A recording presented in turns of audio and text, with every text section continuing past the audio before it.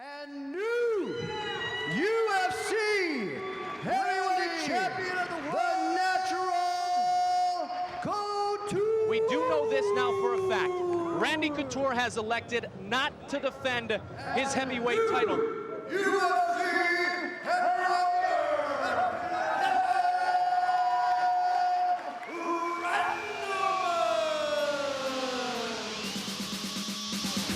Tonight, champions collide as undefeated former champion Randy Couture takes on current UFC heavyweight champion of the world, Kevin Randleman. Plus, a full night of action from the toughest full contact event in sports today. It's time to get real. UFC 28 is next.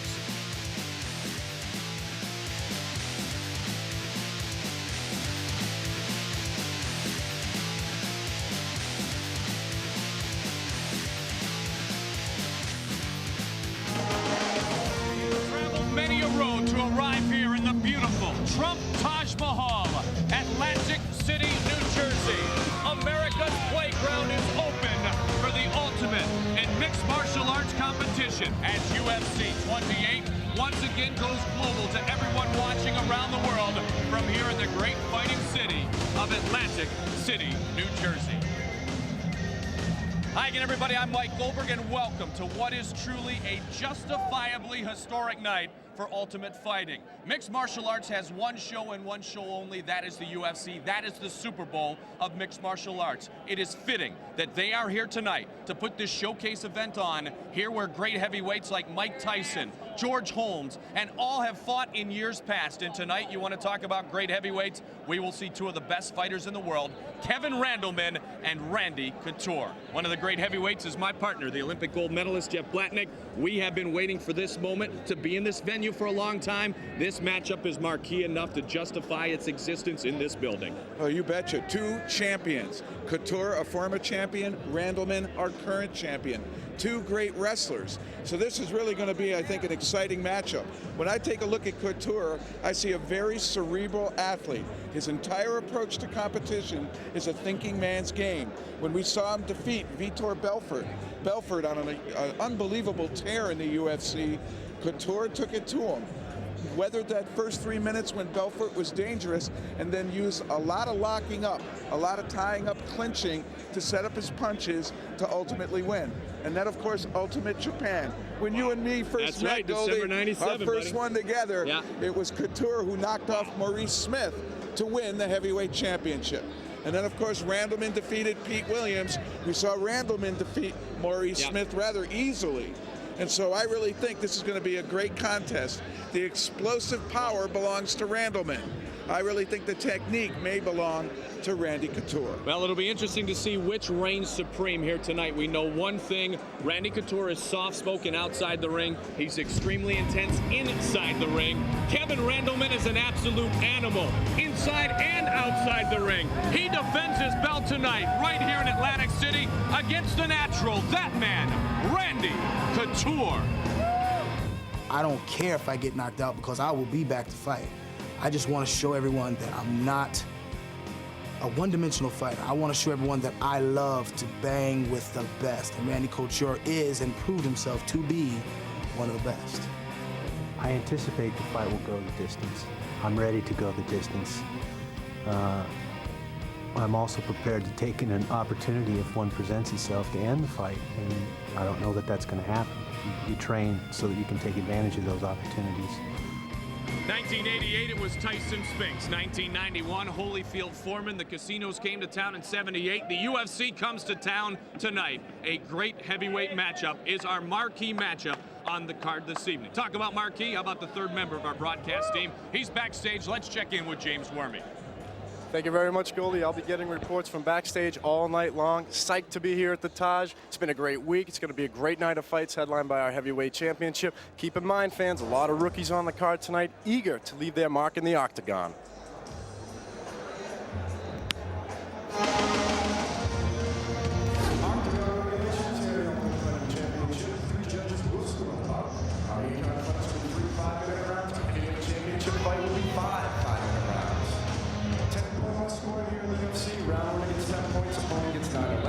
Based on effective striking, grappling, aggressiveness, and Arctic Octagon Control. Our judges for tonight's fights: Judo Gene LaBelle out of Los Angeles, California, Douglas Crosby from Brooklyn, New York, and Tony Miletich from Atlanta, Georgia.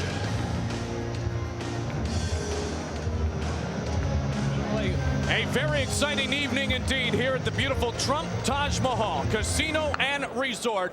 We are at the Mark G. Edis Arena, and we are set for round number one, the bantamweight division. Jens Pulver to take on John Lewis. John Lewis, very experienced, returning against the very explosive Jens Pulver here tonight. Powerhouse Jens Pulver was already one of the most respected lightweight fighters in the world when he made his octagon debut at UFC 22. Taking on Alfonso Alcaraz in a preliminary matchup, Pulver dominated the first round, but was unable to put his opponent away. The second round would see Pulver more on the defensive, and the fight was ruled a draw. He jumped into the main draw at UFC 24, taking on Frank Shamrock student David Velasquez. Although Velasquez was game, the fight was all Pulver. He scored with his trademark left hand from the stand-up and ground position, prompting the referee to stop the fight in the third round. At UFC 26, Pulver took on Brazilian Jean Hawk in a highly anticipated fight. The match did not live up to its hype, but Pulver did tally enough points to receive the unanimous decision. 2-0-1 in the octagon, Jens Pulver returns tonight to face his toughest challenge yet. Mixed martial arts veteran John Lewis is one of the most feared 150-pound fighters in the world. With a reputation that preceded him, Lewis made his UFC debut at UFC 22, taking on jiu-jitsu expert Lowell Anderson. Lewis maintained control of the fight throughout and scored with a flurry of knees and kicks that caused his opponent's corner to throw in the towel 18 seconds into the third and final round. Over a year since he last entered the octagon, John Lewis returns to the UFC tonight. Now, we think this one's going to get underway very quickly here tonight at the Trump Taj Mahal, because both of these fighters in the bantamweight division here tonight want to throw punches.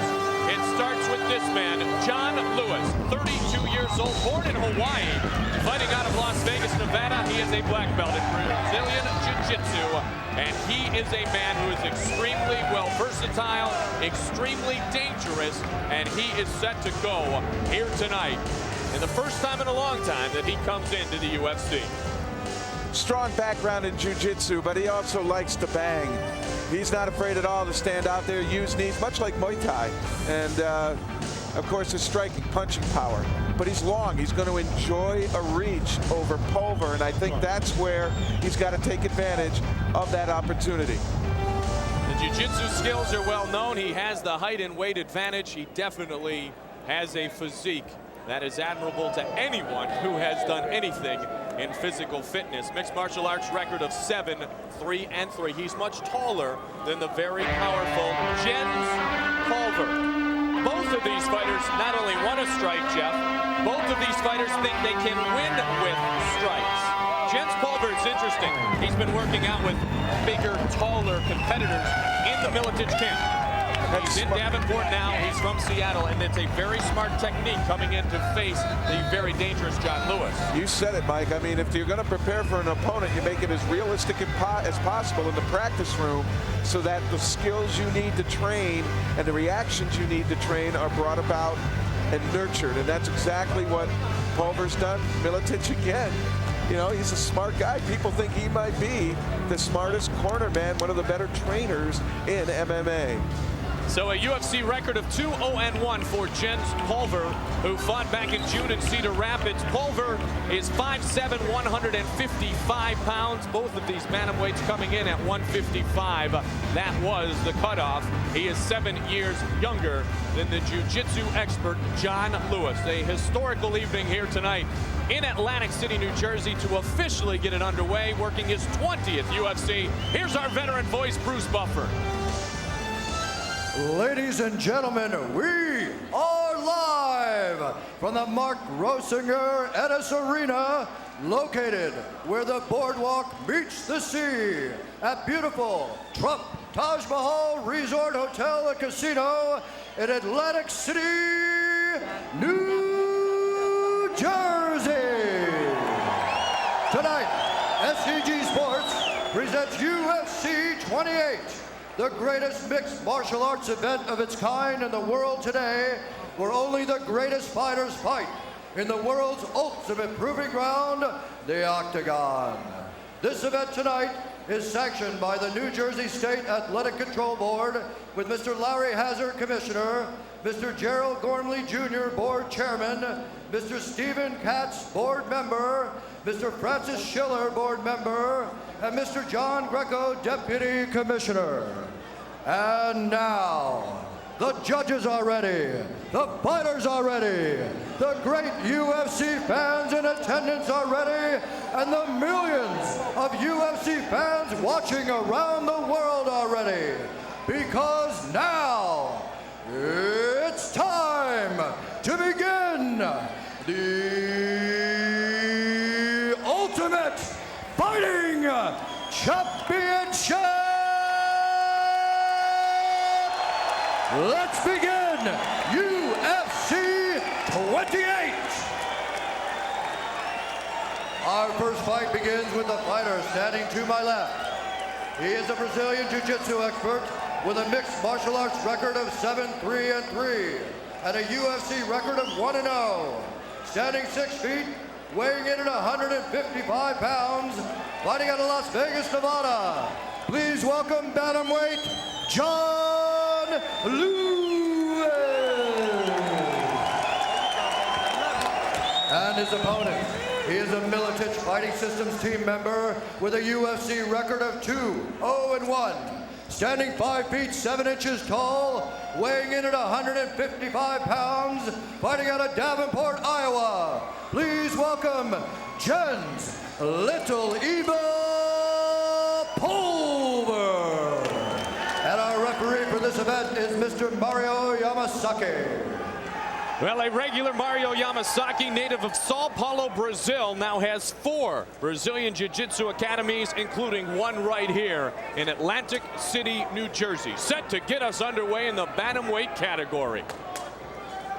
Well, Pulver says he's going to keep it on the feet unless Lewis is tearing him up. Ready?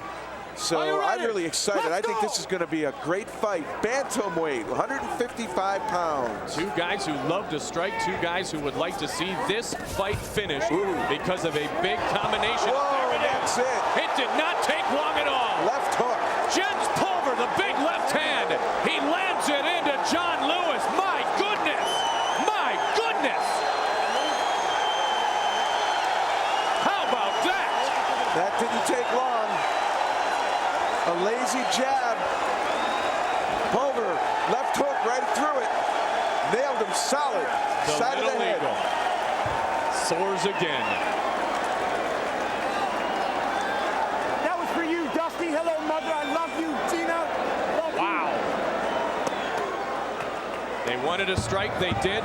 The doctors attending to our fighter, John Lewis. Safety always, as we've talked about before, the ultimate #1 priority here in the Ultimate Fighting Championship. But what a shot. Boom! Yeah, very clean.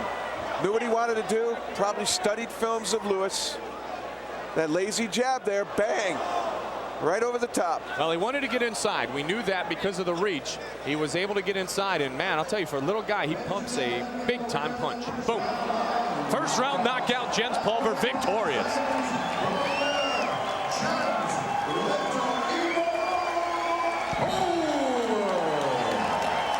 35 seconds into this matchup. Well, I was looking for a great fight here. We got a great result, a very quick result. I love you, Mom. But Pulver came in knowing what he wanted to do, and he applied that left hook, and it hit solid. Lots of power, good technique, good rounding shot to the side of the head, and it just stymied Lewis. Put him right down, fight over. This kid is now 3-0-1 in the UFC, putting himself on the map, training full-time with Pat Miletich, and he has that left hand that is lethal. And again, Pulver wanted to come inside, but that lazy jab by Lewis really is the key to it. He kept it. You can see it's going to come down right there and bang right over the top. Yeah, I really think Miletich had him schooled. I really think he knew left hook is going to be the key to this fight.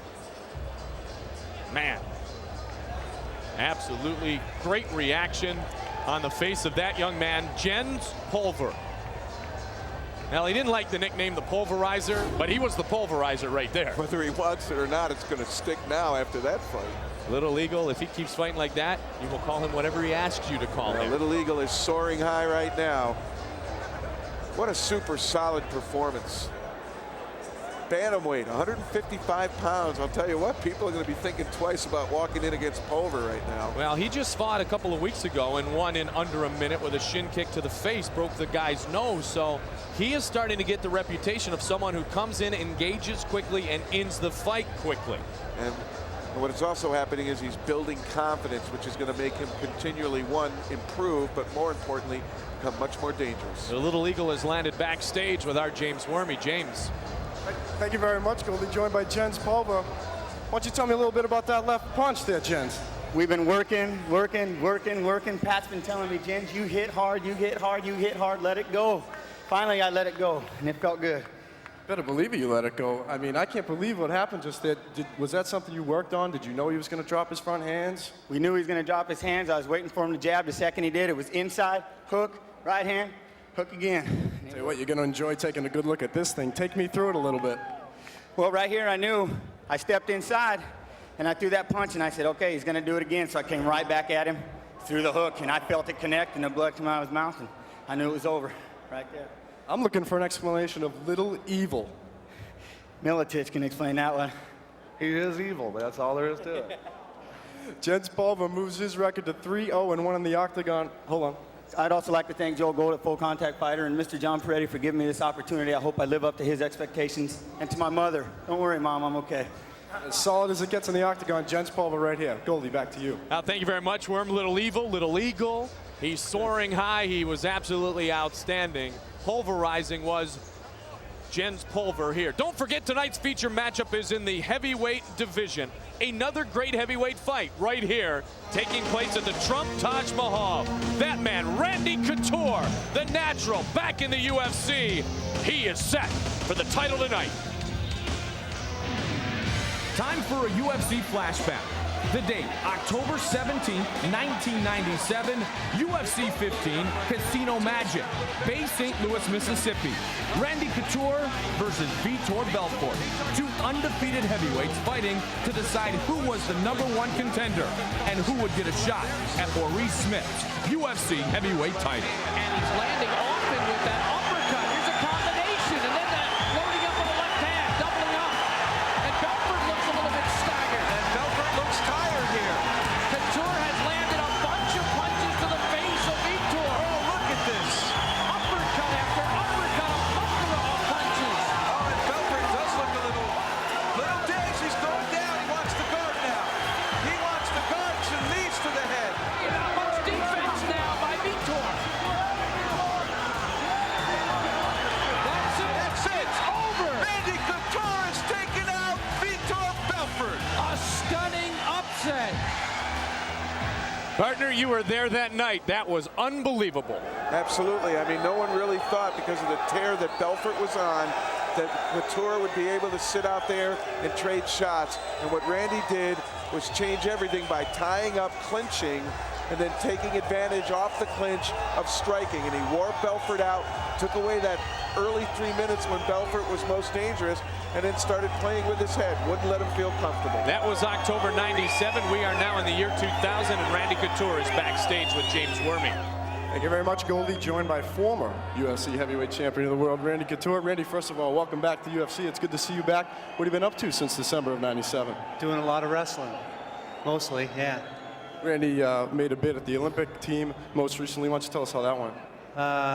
Went very well. I lost in the semifinals of the Olympic trials, was an alternate to the team. Traveled to Sydney to support the team and watch, and the matches were awesome. Now, anyone that's seen Randy fight knows that he's one of the few wrestlers who really has excellent stand-up skills to complement your ground skills. What's the explanation for that? There is no explanation. It's hard work, just trying to keep an open mind and learn as much as I can. Now give me some thoughts on Kevin Randleman. Any strategy going in tonight? Kevin's a great athlete. I've watched him wrestle all through college at Ohio State. When I was at Oklahoma State, I have a lot of respect for his abilities. He's an explosive, very aggressive athlete. I've prepared for that, and I'm going to give it everything I have. Randy Couture back in the UFC, going to get another shot at the UFC title tonight. Goldie, back to you. Interesting. Those who know the story know he never really lost the belt. He declined to defend his heavyweight championship. So we have two guys who have never lost in the UFC competing later on. Randleman, the controversial decision. He holds the title right now. Our next heavyweight matchup here on the card tonight, Aaron Brink against Andre Orlovsky. Brink will enter this facility first with a mixed martial arts record of 7-1. One thing we know about Aaron Brink, he is a master at avoiding submissions. Born in Newport Beach, California, fighting out of California, being trained by John Lover.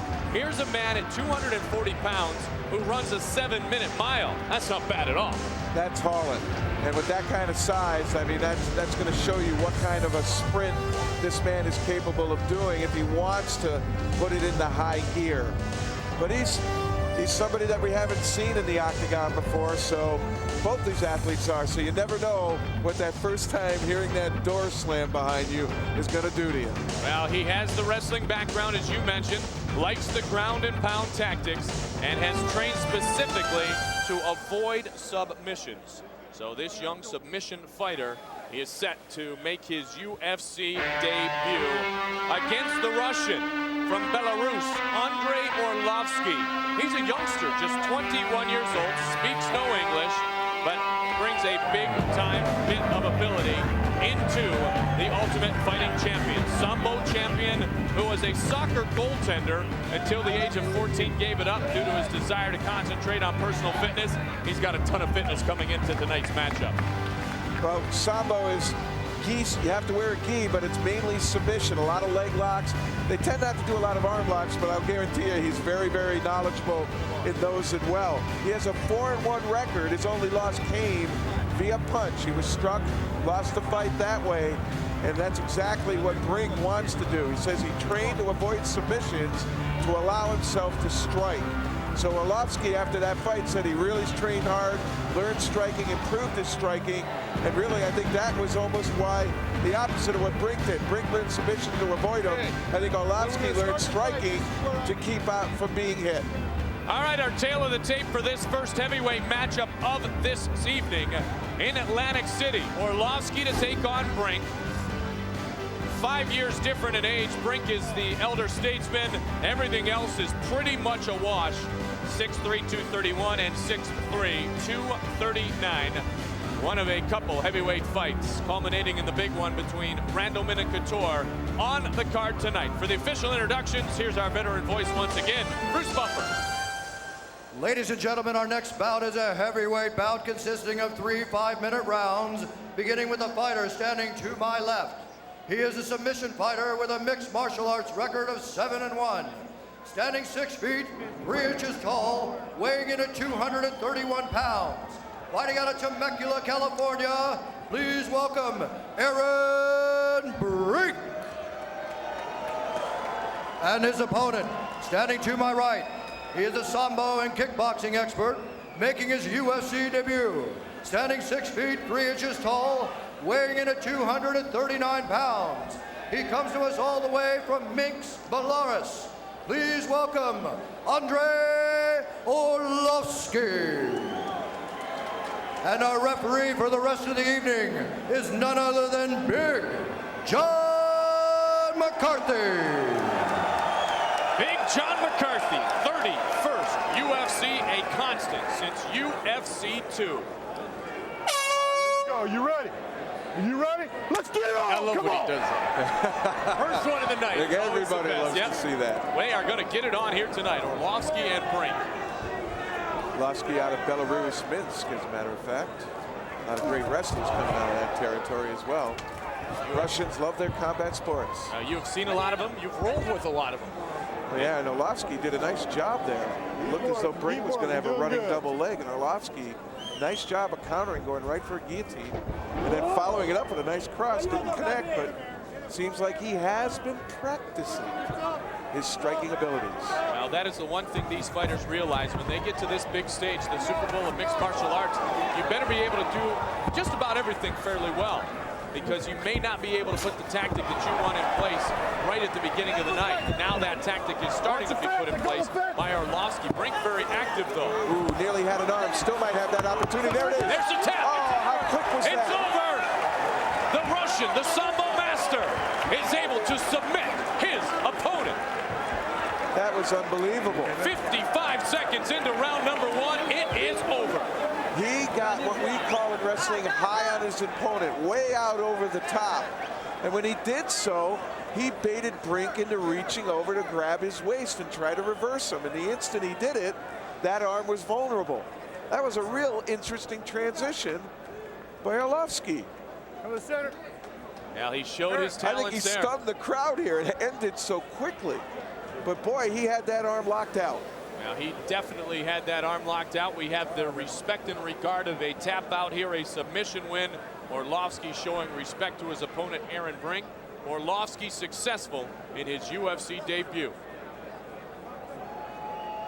Ladies and gentlemen, we have a winner at 55 seconds of the very first round due to a tap out from an arm bar. The winner is Andre Orlovsky.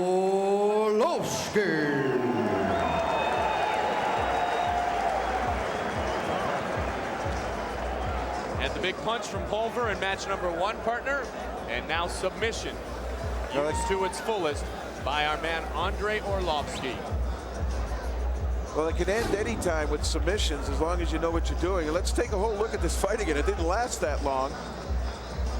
Orlovsky surprising me a little bit with some of his stand-up. He had some good strategies, some nifty little things there that he tried. He also impressed me a little bit right here. Right there, he could have been taken down, and he had great balance with his hips. And even there, that almost looks like a wrestler countering. And here he was able to finish, and off this guillotine attempt, watch what he does right after it. He followed up with a good right cross, even though it missed. And this is when Brink decided to maybe take him down. Here he'll back him up, eventually go for the legs, clinch, get in tight. And there Orlovsky decides to trip him down, and then right there, he almost got reversed. McCarthy moved in to get him let go of the fence, and that arm was vulnerable right from the start. 2 arms on 1. He's not going to win that battle. Orlovsky with the arm bar. Wow, quick work by Andre Orlovsky. Let's watch it again, Jeff. Take us through exactly how he did it. Orlovsky gets the trip and brings him down, and right here as he lands, he's going to try to get on top, and as he does so, Brink is going to arch and try to roll him. Grab the fence a little bit there. Let go of it quickly, but it did help stop that move, but it put him in a perfect position to seize the arm. And right there, no place to go. Brink has to tap out. McCarthy all over it. He knew he was in trouble. Clean break. Nobody hurt. So impressive debut so far for Andre Orlovsky, and an impressive debut fight this evening by Jens Pulver, the Little Evil. Now, don't forget, coming up December 22nd, the UFC will be back in Japan, and it will be a wonderful evening. UFC middleweight champion Tito Ortiz. #1 ranked Japanese fighter Yuki Kondo. East battles West as the bad boy from Huntington Beach puts his title on the line against Japan's finest martial artist. Plus a full night of action from the toughest full contact event in sports today. UFC 29, Friday, December 22nd on pay-per-view. And remember, if it's not in the octagon, it's not real. Well, we are in the octagon here tonight. Trump Taj Mahal Casino and Resort on the banks of the Atlantic Ocean in beautiful Atlantic City, New Jersey, America's playground, and they have seen plenty of action here tonight. We will see Pat Miletich overseas in a month, back inside the octagon to once again defend his lightweight title. The one thing we have seen from Pat in the past few fights, Jeff, is he has been much more active with his striking. His submissions are always unquestionable. His striking has been a big key. He is one of the best in the world. He's backstage. Thank you very much, Goldie. Great to have Pat Miletich alongside me. Pat, very excited. You're going to be returning to the octagon December 22nd to fight in Japan. How's it feel to go overseas and defend your title? I don't like the flight to Japan, but I love the crowds in Japan because they understand the sport very well and they appreciate the sport. Now, I know that you gained a little bit of weight recently, but you've been working down to get back into fighting shape. Why don't you tell the fans what you've been up to lately? Well, September 16th, I got married and then took a little trip to Bora Bora. Got a little too fat, but I got a good tan. But now I'm back in shape and ready to defend my title in December. Yeah. How about the trainer gaining weight while he's on R&R? Let's talk about one of your stablemates, Jens Pulver. Looked pretty good tonight. Yeah, we've been working Jens off the jab. We knew that Lewis was going to be working the jab. He flicks it out there and doesn't bring it back to his head, doesn't defend. And Jens has a left hand. He hits harder than anybody I've ever sparred with. I've been hit by pro boxers, a lot of good pro boxers, and Jens hits harder than all of them. And we knew that Lewis wouldn't be able to withstand that left hand if Jens just would pull the trigger, and he did tonight. We always talk about the enormous amount of talent out in Iowa. This guy's the reason for it. Pat, what's going on out there? It's just, well, the thing is it's easy to train guys that have a lot of athletic ability, desire, and work ethic, and that's what we have out there, a lot of guys with that. We can't find tougher fights than in our own room, and that's what makes you tough and on top. And a great leader doesn't hurt at all. Goldie, back to you. You got that right, Worm, and congratulations to Pat Miletich's 2 fighters so far who have been tremendous. But the big key tonight is the heavyweight title on the line, Randleman and Couture. Time again for another UFC flashback, this time November of 1999, UFC 23 from Tokyo, Japan.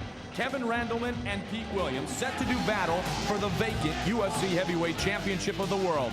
With the exception of a first-round flurry, this fight was all Kevin Randleman, who was awarded the unanimous decision. Great heavyweight showcased in this great venue again here tonight. We've had the great heavyweight boxers. Tonight we have the mixed martial artists, which include these 2 heavyweights, Gan McGee and Josh Barnett. 2 very large fighters. Barnett with an impressive mixed martial arts record of 23-0. Never lost in MMA competition. His emphasis is on his Muay Thai background. He is from Seattle, Washington. He is fighting out of that area right now. Well-rounded, good submissions, very experienced striker, and he is going to take on a huge opponent here tonight. But Barnett is very, very good. Yes, he is. He's a very, very big man. He was for a guy that size to be able to do the kinds of things that he does, he brings a lot of power into the octagon. It's the first time I've really had the opportunity to watch him, so I'm very interested in seeing how this big man moves. All right, so we get to see Josh Barnett, who started his training in Muay Thai at 18 years old. One of the security guards at the school he was at was a Southeast Asian gentleman who had done Muay Thai. He hooked up. The rest, as they say, is history. One thing about Gan McGee, he's got a serious build. He's nearly 300 pounds, Jeff. Gan McGee, 6'10", 296 pounds. Birthplace, Bismarck, North Dakota.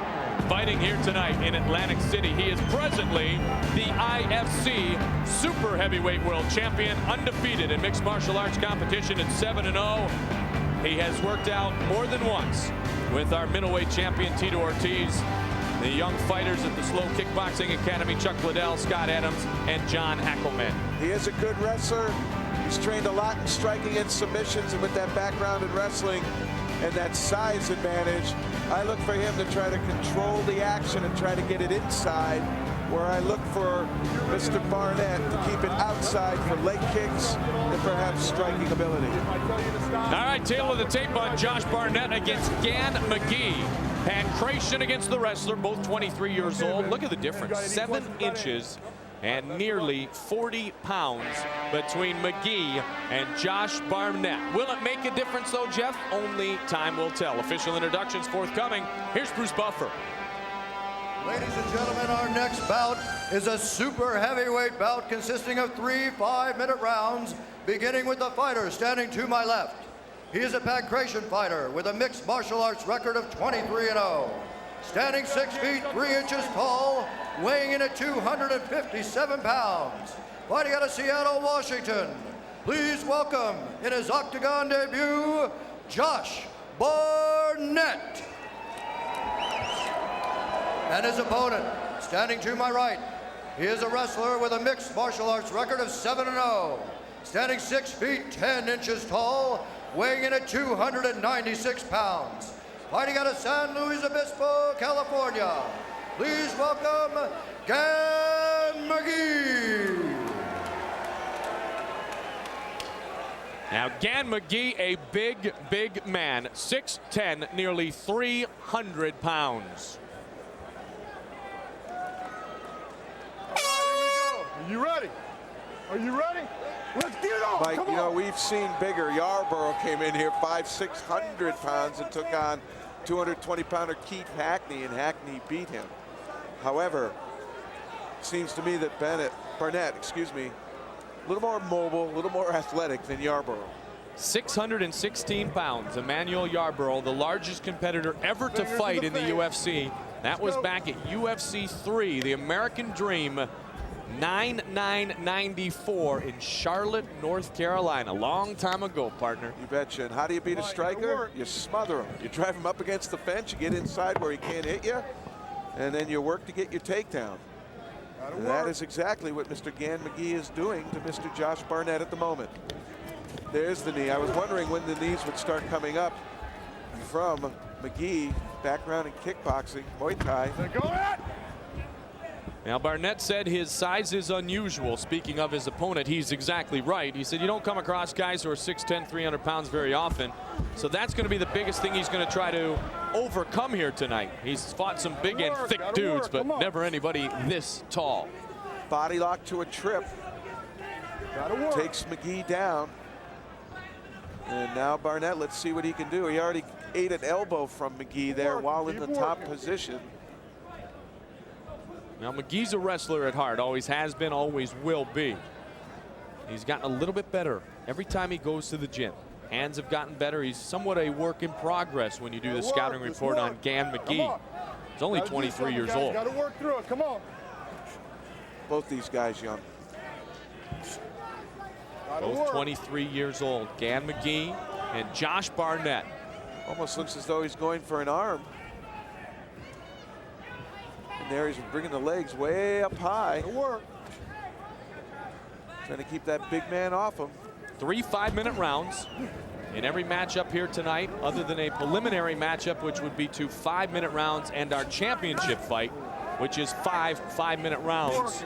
On the card tonight, the heavyweights, Kevin Randleman, Randy Couture. Oh, there's a good shot from the guard. I've seen a number of good shots from McGee from the bottom position. Good work, good work. Keep it going, guys. There's another one. Yeah, Barnett's doing a good job.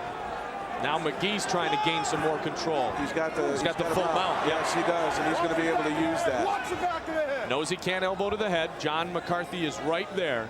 Cannot elbow to the back of the head, but he can get the front, and he did there and connected big time. Now he's trying to overpower his opponent. Barnett trying to move that 300-pound force of Gan McGee. Full mount position for McGee. Work your way out, let's go. 2 minutes remains in round number 1. They are extremely attentive here in Atlantic City. Watch the back of the head, you got last chance. Trying to connect with the left. There, he's got an opportunity to get a leg out. If he can get the leg out, he can at least get the half guard and have better control, and he doesn't. Weathered the storm. McGee had an opportunity there. Barnett able to counter. 600-pounder, 300-pound man, 6'10". You wonder if conditioning becomes a factor in this matchup against Josh Barnett, who's not small by any means at 6'3", 260 pounds almost. Keep working, keep working, keep it working. Well, Barnett was able to hit McGee with some good shots there. An elbow early when he first got taken down, and then a couple of punches there as well. Barnett now in an opportunity to push McGee away. This whole time I keep thinking that Barnett, it looks like he's trying to set McGee up and go for an arm bar.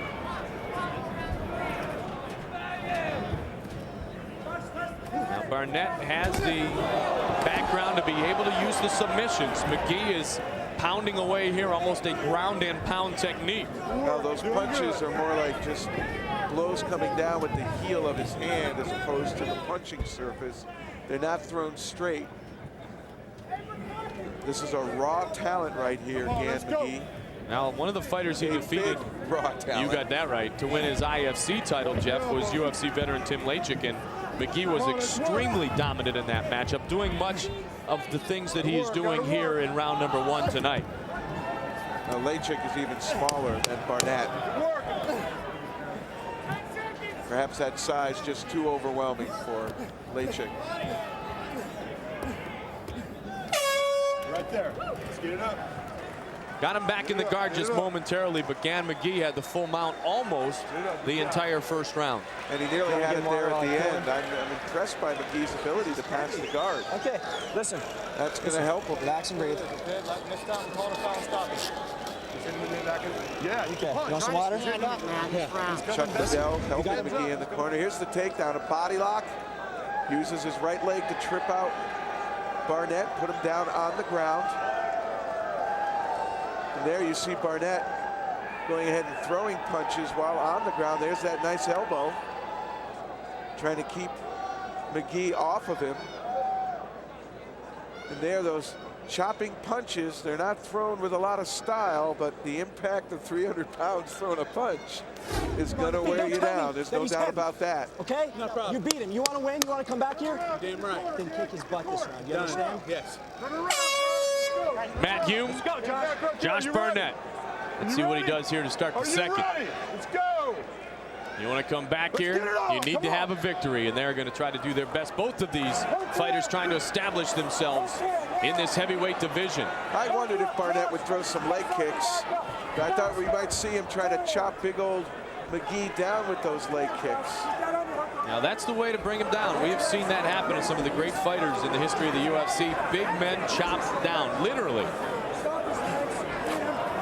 Maurice Smith did it to Tank Abbott. That's just one of the many examples of seeing that opportunity. Marco Lewis did it to Paul Vargas. That was the big one. That was a big one. I mean, people went wild. It was really the first time that leg kicks were used in a real effective manner in the octagon. And we've seen a lot more kicking after that fight. Knees now by Barnett.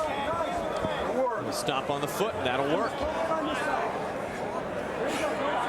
Barnett has a different game. He's got a different set of skills, and he wants to just try to get it to the world in which he can try to utilize those skills. There's some couple of good jabs to the head of his opponent, Gan McGee. Josh Barnett, Gan McGee. There's a strike into the face.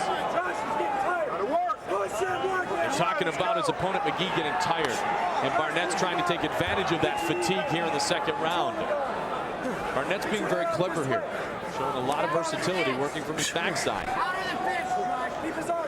It does look as though McGee is fatiguing right there. Big time. Right there, you see him. He almost looked frustrated when he raised himself up. Now he's gone down, trying to collect himself again. But we've seen McGee pass Barnett's guard. He almost did it at the end for the second time in that first round. Come on, work. Now right in front of his corner, Josh Barnett, extremely active here 2 minutes in to round number 2. Scoot back here. That takedown was big for McGee. Who knows what would have happened if Barnett could have kept his feet here and McGee this tired. Yeah, if this one comes back up, trouble could be a brewing for big Gan McGee. I mean, Barnett has the guard this time, big time. Triangle. Attempted triangle. He's to really pull down on the head and get that lock. If he can pull his foot up to his knee, that'll help him distract him so he can sink it deeper. He's got his eye cut. Those elbows connected big time. Big time. Boom! Down goes the big man. But he's got good wrestling sense. He was able to come off his backside quickly. Barnett not able to keep him down. McGee surviving that threat. Come on. Knees legs, Josh. He's tired. Stop. McGee, a high school wrestler, did go 1 year to Iowa to wrestle, was a redshirt there, wrestled 3 years at Cal Poly. But Barnett is taking over this action here. They call him the baby-faced assassin. And he is the more experienced striker, and he has shown us many, many striking skills here in round number 2. I don't understand what Barnett just did. He had McGee up against the fence. He pushed into him and spun around and put himself up against the fence, where now he can't get separation. He can't move, and worst of all, McGee can grab his leg. Let him off the hook, right? I think it's a big sequence right here. If he can survive against McGee right here, I think he's going to be in a good position to perhaps come back. And here it is. McGee ran out of gas trying to take that leg. He's running out of gas, that's right. Now he's frustrated too. Nothing worse than failing in an attempt and coming out in a real poor position. And he has. Josh Barnett, 23-0, very experienced in mixed martial arts competitions. He's beaten Bobby Gilstrap, Bobby Hoffman, Dan the Beast Severn. I mean, this is a man who has beaten some of the best in the world. He's trying to chop down the big tree. Gan McGee, who is undefeated in his MMA career. Boom! I can hear that. Now he's landing. Now he's landing. 35 seconds remains in round number 2. Barnett trying to finish it right here. If he doesn't put up a good defense, McCarthy will probably stop this, and there it is. Yep, it is over. It is all over. Josh Barnett, dominant here in round number 2.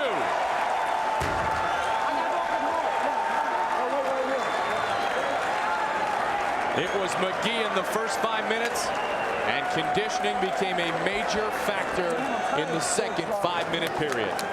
And you called it there, Goldie, and I knew that last shot by McGee on the leg was going to be the turning point. It was make or break.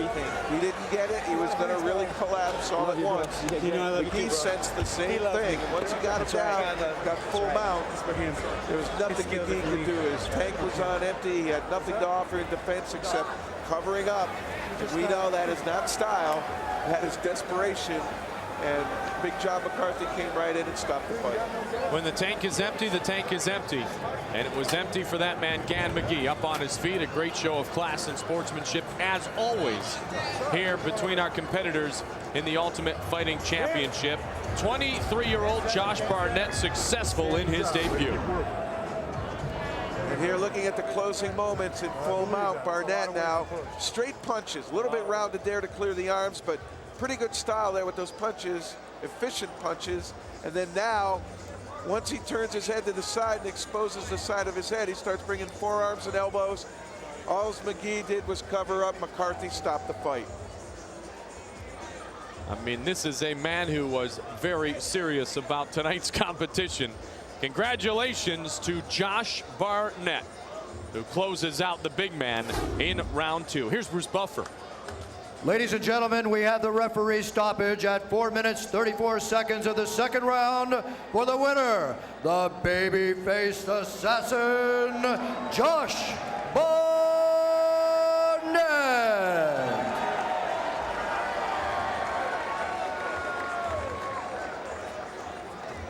Well, I'm impressed. Barnett, maybe carrying an extra pound or two, but sure knew how to use it.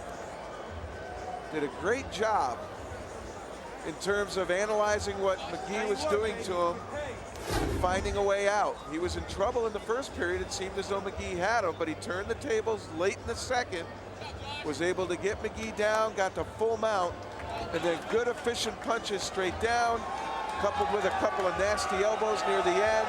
And then, of course, add McGee's conditioning problems, and that spelled victory for Barnett. So an impressive debut for that man right there, who wins in his UFC debut. A night of great action, which will end this evening with the heavyweight belt on the line. Randy Couture to take on Kevin Randleman for the most prestigious prize in all of mixed martial arts competition in this fine world. There you see our present middleweight champion, Tito Ortiz, chatting it up with a victorious Josh Barnett. Did what he had to do, as you mentioned. He weathered the storm and then reigned himself victorious here tonight in Atlantic City. Well, you have to wonder, too, if Josh Barnett, when he got him down, thought, hey, I got him where I need him, and he's really overextended himself, punched himself out in that first period. Because when he started the second period, he almost looked like he was tired. And then as the second period got about halfway through, we all knew he was very tired. So I think that inexperience probably hurt him there. Turned it on too soon, wasn't able to put it away, and it cost him. It certainly did, as victorious is Barnett, and he will come to fight another day, and he is unbelievably 24-0 in mixed martial arts competition, now 1-0 in the Ultimate Fighting Championship. Well, that's one last look. There, straight punches between the hands, rounded punches to go around them, beat that defense, and then those elbows right there, and that's when McCarthy said he had seen enough. You're not offering a plausible defense. You're just covering up and to fight. Good call.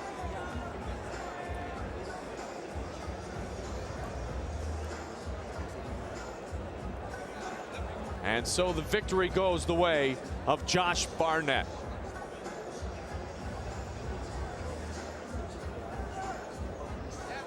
Let's go backstage, check in with James Wormy. Joined by a very happy Josh Barnett. Very successful in his UFC debut. Got to be happy about that. Yeah, that's what I came to do. Let's take it through the first round. Looked like you were on the bottom, weathering the storm. Were you comfortable on your back? I was comfortable, but I don't have any heavyweights to train with. That motherfucker's heavy. That is a heavyweight. He certainly is. The second round saw you get your momentum back. You were scoring from the bottom. You got it back up to your feet. Is that the way you wanted to take it? Well, yeah, but I mean, I hate to say it, it's kind of piss poor effort by me. Why? Just tired from not having partners. And I worked what I could and took advantage of all the things that were given to me. Let's take a look at the end of the fight here, Josh. Take us through it. Snapped him down, looked for the back, took the mount, felt him trying to get under my legs. Saw him covering up. I had to pick my shots. I was out for blood, looking for it. Thought about a submission, but figured I could hold him still. But he didn't have much left either, so take him until ref pulls me off. Josh, you're new to the fans of the UFC. Tell us what kind of fighter you are. You got a ton of experience. This is your first time in the UFC. You looked great tonight. What kind of fighter is Josh Barnett? He's a fighter that, he's trained by the Lord. And that's all that matters. Takes care of everything. Josh Barnett, successful in his UFC debut. Goldie, back to you. Now, James, thank you very much, and congratulations to Josh Barnett. He'll get better. He is a raw, talented young man. Let's go from the heavyweights to the middleweights. You've heard of Matt Hughes. How about his twin brother, Mark Hughes?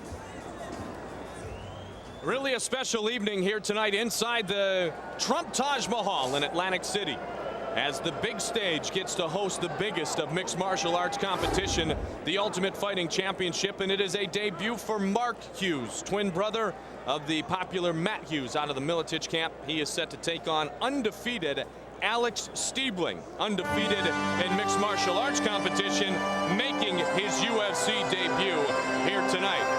Born in Louisville, Kentucky, fighting out of Indianapolis, Indiana, he is in the Jason Godsey camp, the Integrated Fighting Academy managed by Phyllis Lee.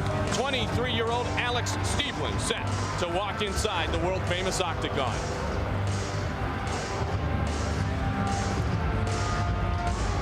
He's got a lot behind him, 9-0-1 record. Again, a Godsey versus Miletich athlete, similarly trained. These two camps are very well familiar with each other. Look for him to have the advantage. Stiebling should have the advantage with submissions. He has trained in some striking recently and some Muay Thai. Very good submission training, and his grappling skills are very, very strong. So Alex Stiebling will take on the little brother, Mark Hughes, exactly 5 minutes younger than one of our top contenders in the lightweight category, Matt Hughes, who will be in his corner. It's funny, I was talking to Matt tonight. He said, Mark always says, hey, he kicked me out, talking about the first of the two twins. I'm 5 minutes older, is Matt. He kicked me out. He's stronger, though. And Matt, talk to me about that. Mark Hughes is stronger than his twin brother, Matt Hughes. He is not as technical, though. He is more of a bulldog type fighter. Well, both with very strong wrestling backgrounds. As you can read there, he's very, very strong, and certainly that may pay dividends, trying to horse the person down from the standing position to the mat. And I really look at the takedown really dictating where this fight is going to take place. If Hughes can get a takedown, I think he's going to take it to try to put Stiebling down. All right, tail of the tape here between Mark Hughes and Alex Stiebling. Miletich fighter against a Godsey fighter. Hughes is 27. He gives away some reach because Stiebling is 6'2", 188 pounds. And Hughes is just a small, compact tank at 5'8", 184. For the official introductions of this middleweight matchup, let's go inside the octagon. Here's the veteran voice, Bruce Buffer. Ladies and gentlemen, our next preliminary bout is a middleweight bout beginning with the fighter standing to my left. He is a freestyle fighter with a mixed martial arts record of 9-0-1. Standing 6 feet 2 inches tall, weighing in at 188 pounds. Fighting out of Indianapolis, Indiana, please welcome Alex Stiebling. And his opponent standing to my right. He is a Miletich Fighting Systems team member with a mixed martial arts record of 5-0. Standing 5 feet 8 inches tall, weighing in at 184 pounds. Fighting out of Hillsboro, Illinois, please welcome Mark Hughes. So Mark Hughes set to take on Alex Stiebling here. Mark is married to Emily, runs a construction business in the family farm, doesn't have the benefit of training full time. Mario Yamasaki, our referee, ready to get this one going. Are you ready? Are you ready? Let's go! Preliminary matchup in the middleweight division, partner. 2 5-minute rounds. Stiebling might have an advantage with reach, but I will bet Hughes hits harder. Absolutely. And he is trying to work quickly. Stiebling trying to keep the knees active. That comes from his Muay Thai background. Stiebling with a wrestling background, University of Indianapolis. No grabbing the fence. Stiebling doing a nice job of ripping Hughes' arms up off his legs, keeping him from being taken down. Hughes, a college All-American at Lincoln in the state of Illinois. So Mark Hughes taking on Alex Stiebling, both undefeated in mixed martial arts competition, Jeff. Hughes is 5-0, and Stiebling, as you mentioned, 9-0-1. An important fight here for ranking and potential future fights, but Hughes, very much the aggressor, putting out a lot of energy to finish that takedown. And what he said when he first started mixed martial arts was, I was too aggressive. It took a while to start to think like a fighter instead of a pure wrestler. Wrestling is a sprint sport with a certain amount of time. Fighting, you have opportunities to let it lull a little bit to help set up your opponent. It's more of a thinking man sport. Now Stiebling says, I'm sure he's going to be a powerful guy like his brother. I think he'll have me on the straight wrestling, but I think I will have the edge on submission. So watch the leg. See what happens. Might get the leg here. Twist left. He's trying to stay patient. Trying to stay very patient here. Roll right. And he's right in front of his brother. Remember? Punch, punch, punch. Punch, yep. There you go. That'll work Stiebling a bit. He cannot hold on to the fence, can Hughes. It's a different position. Now he's going to work. See if Stiebling will take punishment, trying to go for the submission. There's that benefit of being in front of your corner again, partner. Absolutely. Brother. Because Mark was confused. That's right. He Mark wasn't was sure what to do. confused there. Absolutely. And Matt was saying, remember what to do. Remember what to do. And again, the energy, the adrenaline, the anxiety and nerves of being a first-timer in the octagon, it does impair you. Experience lends itself to knowledge. And knowledge, obviously, is important. And those strikes are starting to add up. Yeah, good shot back from Stiebling, though. And now he's got the leg free, so side mount. Man, you got your twin brother right there, and he got himself out of a very precarious situation. Side mount, he looked to step over and go to full mount, and now he's in a half guard. There we go. Watch your legs now. Stiebling very, very long. Perhaps that length will help with the guard in keeping Hughes down in a way where he really can't reach the head to strike. Good elbows, good elbows. But Hughes, boy, he's powerful. Man, I'll tell you. He's got him rocked right up, and again, he's got Stiebling in a position here up against the fence that limits his motion, thus makes him a stationary target.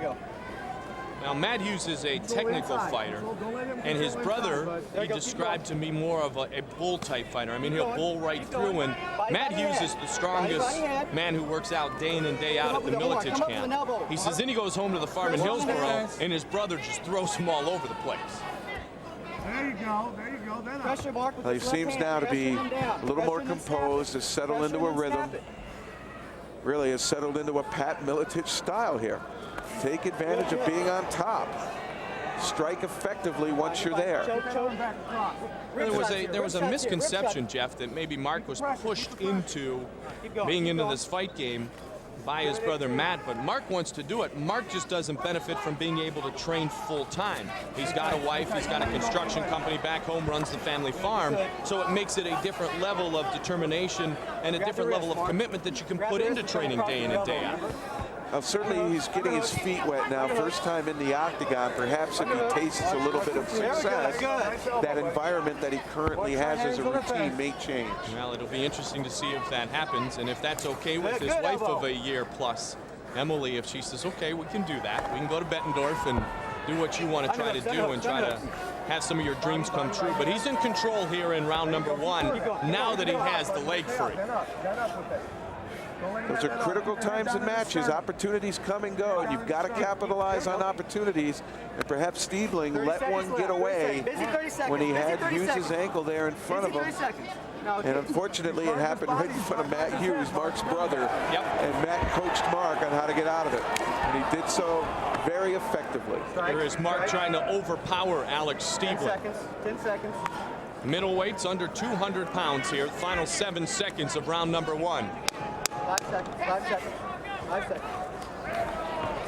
Hughes again, and the horn sounds. Round number 1 is complete, and I just wonder, partner, if that leg situation we saw in the first 30 seconds happened in front of Jason Godsey.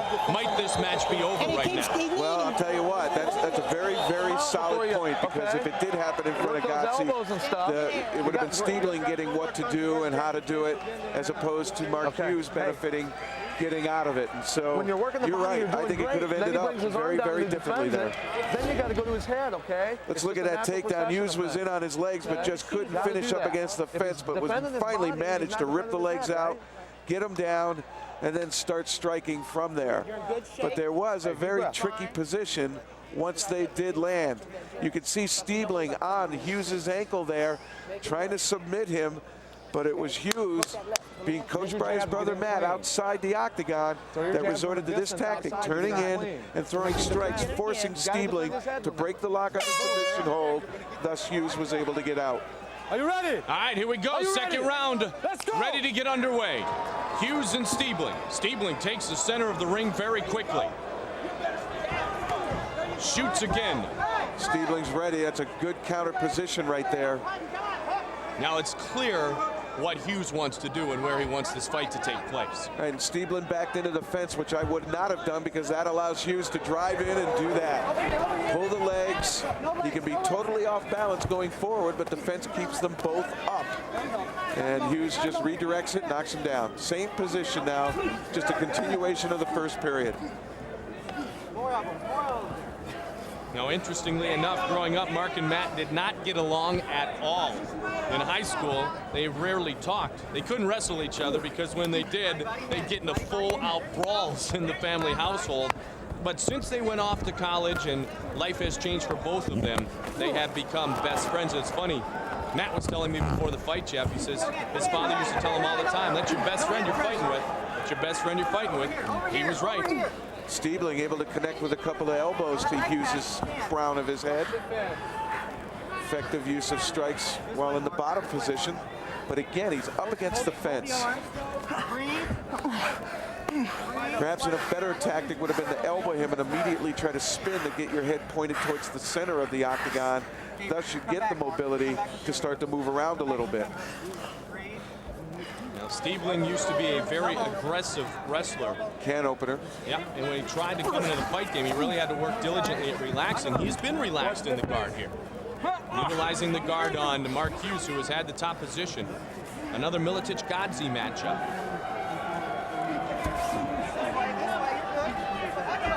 And regardless of how Stiebling moves on bottom, Hughes is going to push him up against that fence again, try to limit how much he can move, and then look for the opportunities to ground and pound.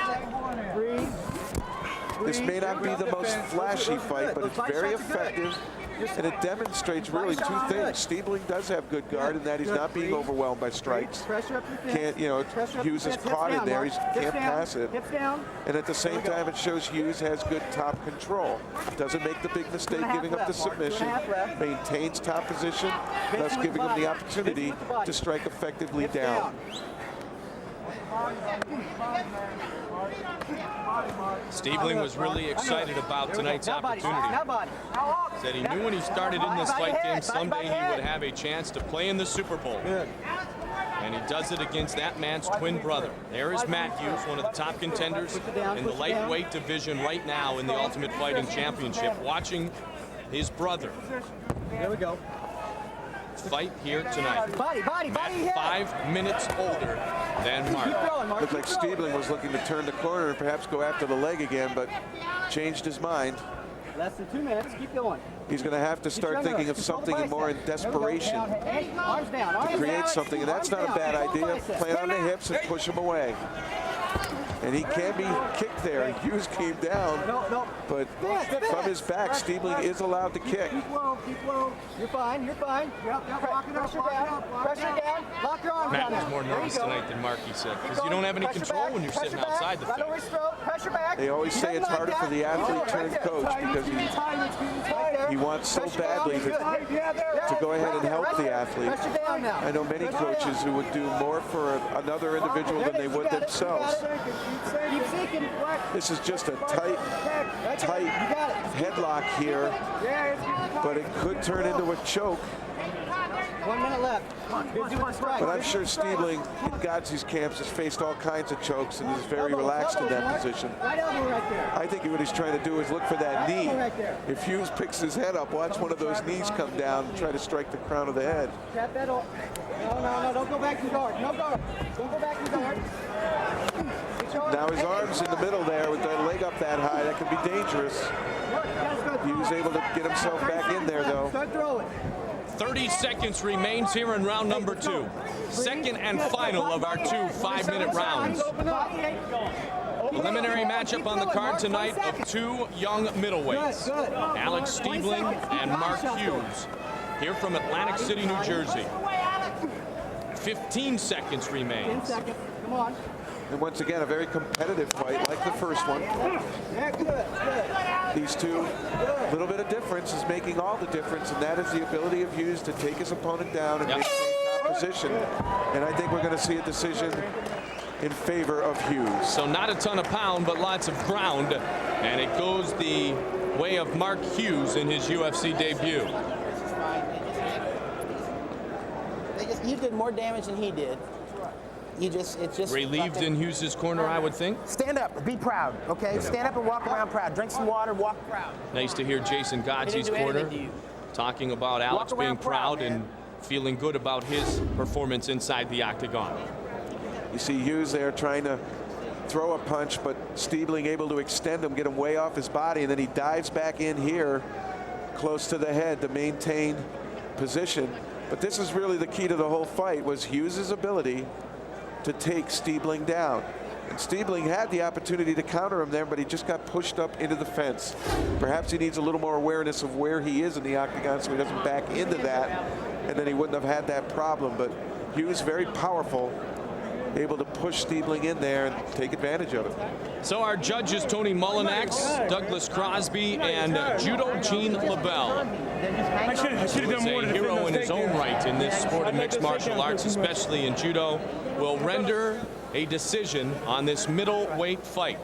Interestingly enough, Gene LaBelle perhaps was the referee of one of the first ever mixed martial arts events or fights, and that was Muhammad Ali against Antonio Inoki, and that was Mean Gene LaBelle in the ring with those two great athletes.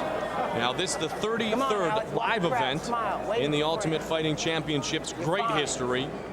And the first time they have come to the great state of New Jersey in America's playground. The decision is in, and Bruce Buffer will tell us who our winner is here of this middleweight fight.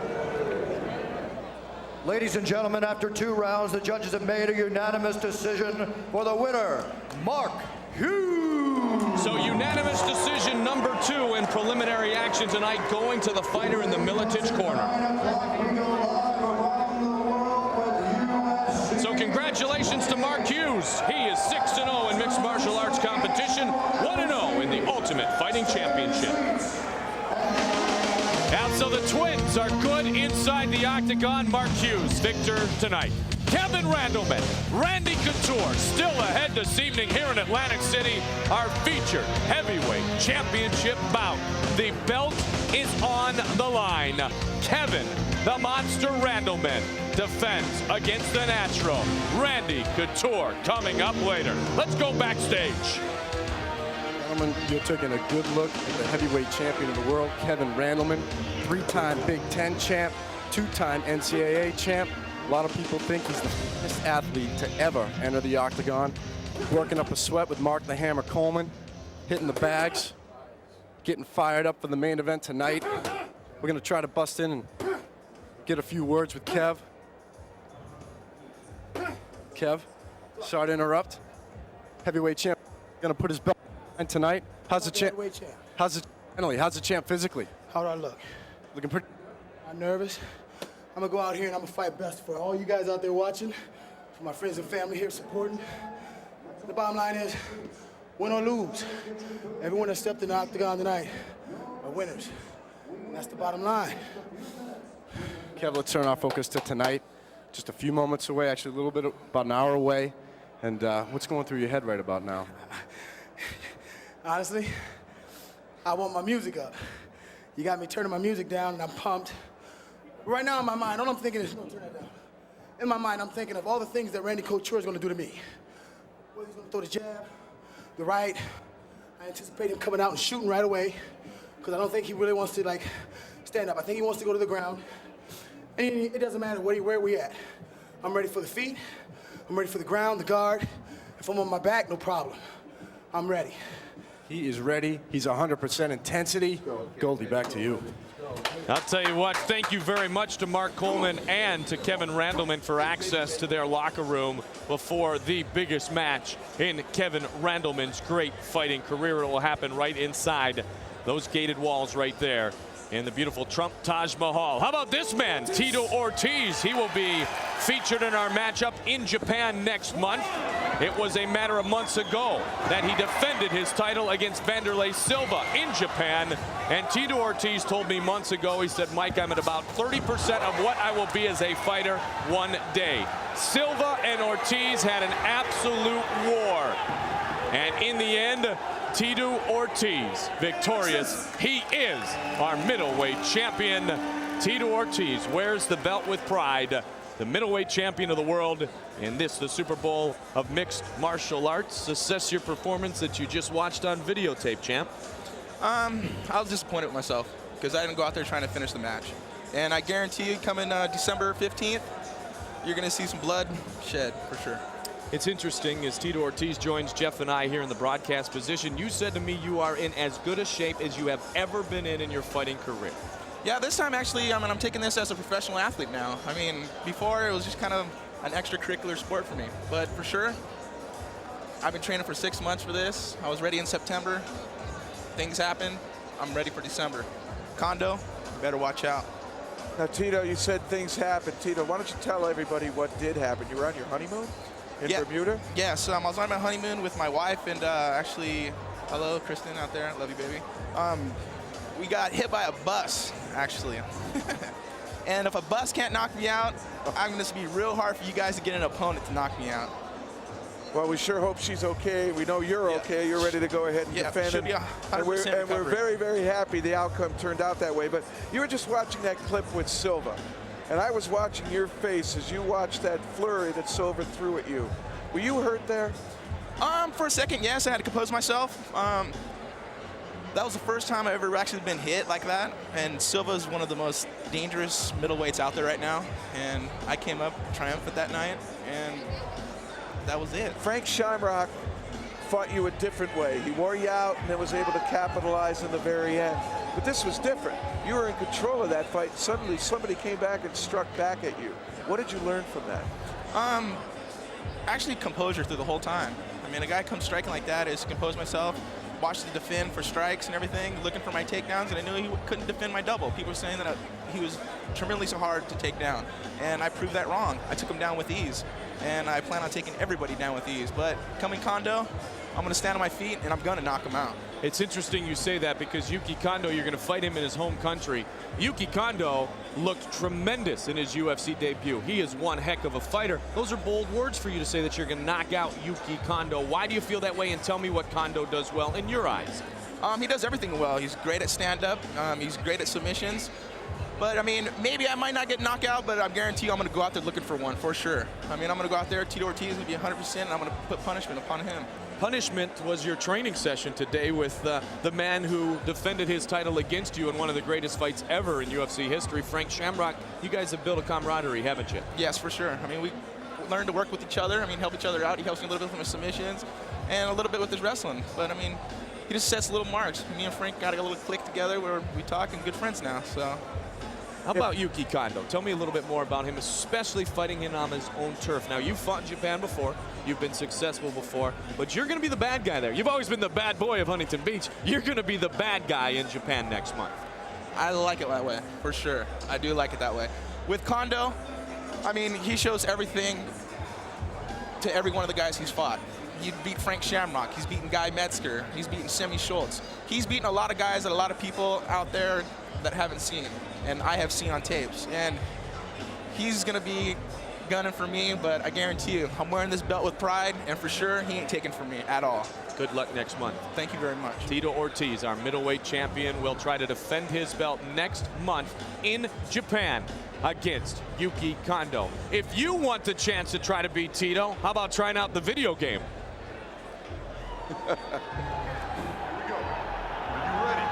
Well, UFC fans, more exciting news from our friends at Crave Entertainment concerning the UFC video game. It's already been #1 on Dreamcast, and soon it will be released on PlayStation, PlayStation 2, and Game Boy Color. All of your favorite UFC stars, ultra-realistic gameplay, thousands of moves, from strikes to throws to takedowns to tap-outs.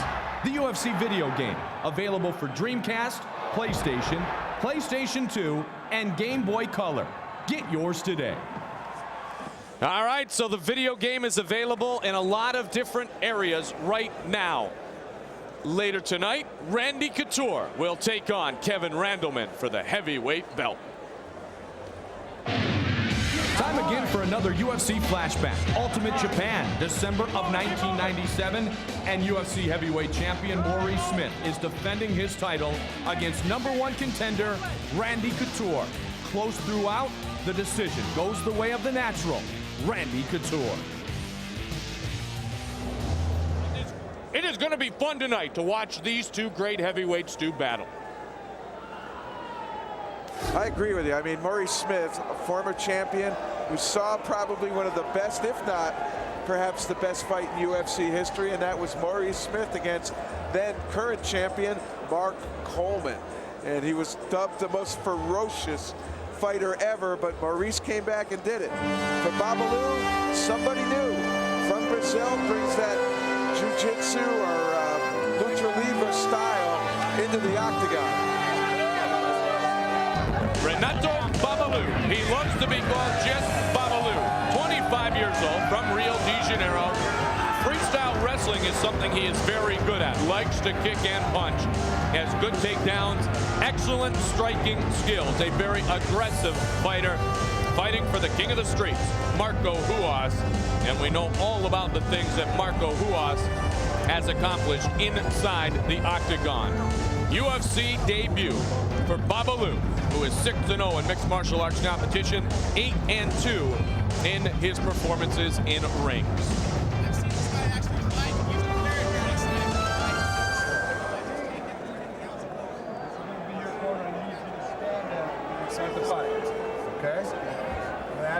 So Maurice Smith who told me earlier tonight physically he is in as good a shape as he has been in quite some time. He is 38 years old.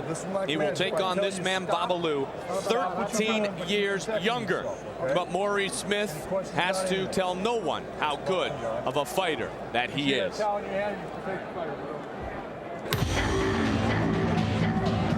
Lethal hand, thunderous kicks, crafty groundwork, the consummate professional. Kickboxing and Ultimate Fighting legend Maurice Smith is one of the most elite martial artists to ever enter the octagon. A trailblazer in the way athletes prepare for mixed martial arts competition, Smith was the first pure striker to employ grappling as a true part of his arsenal and has always looked as composed on his back as he is standing up. Willing to face all comers, Smith has taken on the best of the UFC's heavyweight division over the past 3 years. Coleman, Abbott, Couture, Randleman, Hughes, and most recently, a 3-round war with Bobby Hoffman that saw a rejuvenated Mo Smith weather the storm, rise to the occasion, and slug it out toe-to-toe en route to the decision victory. 38 years young and coming off a big win 2 months ago, Maurice Smith returns to the octagon tonight.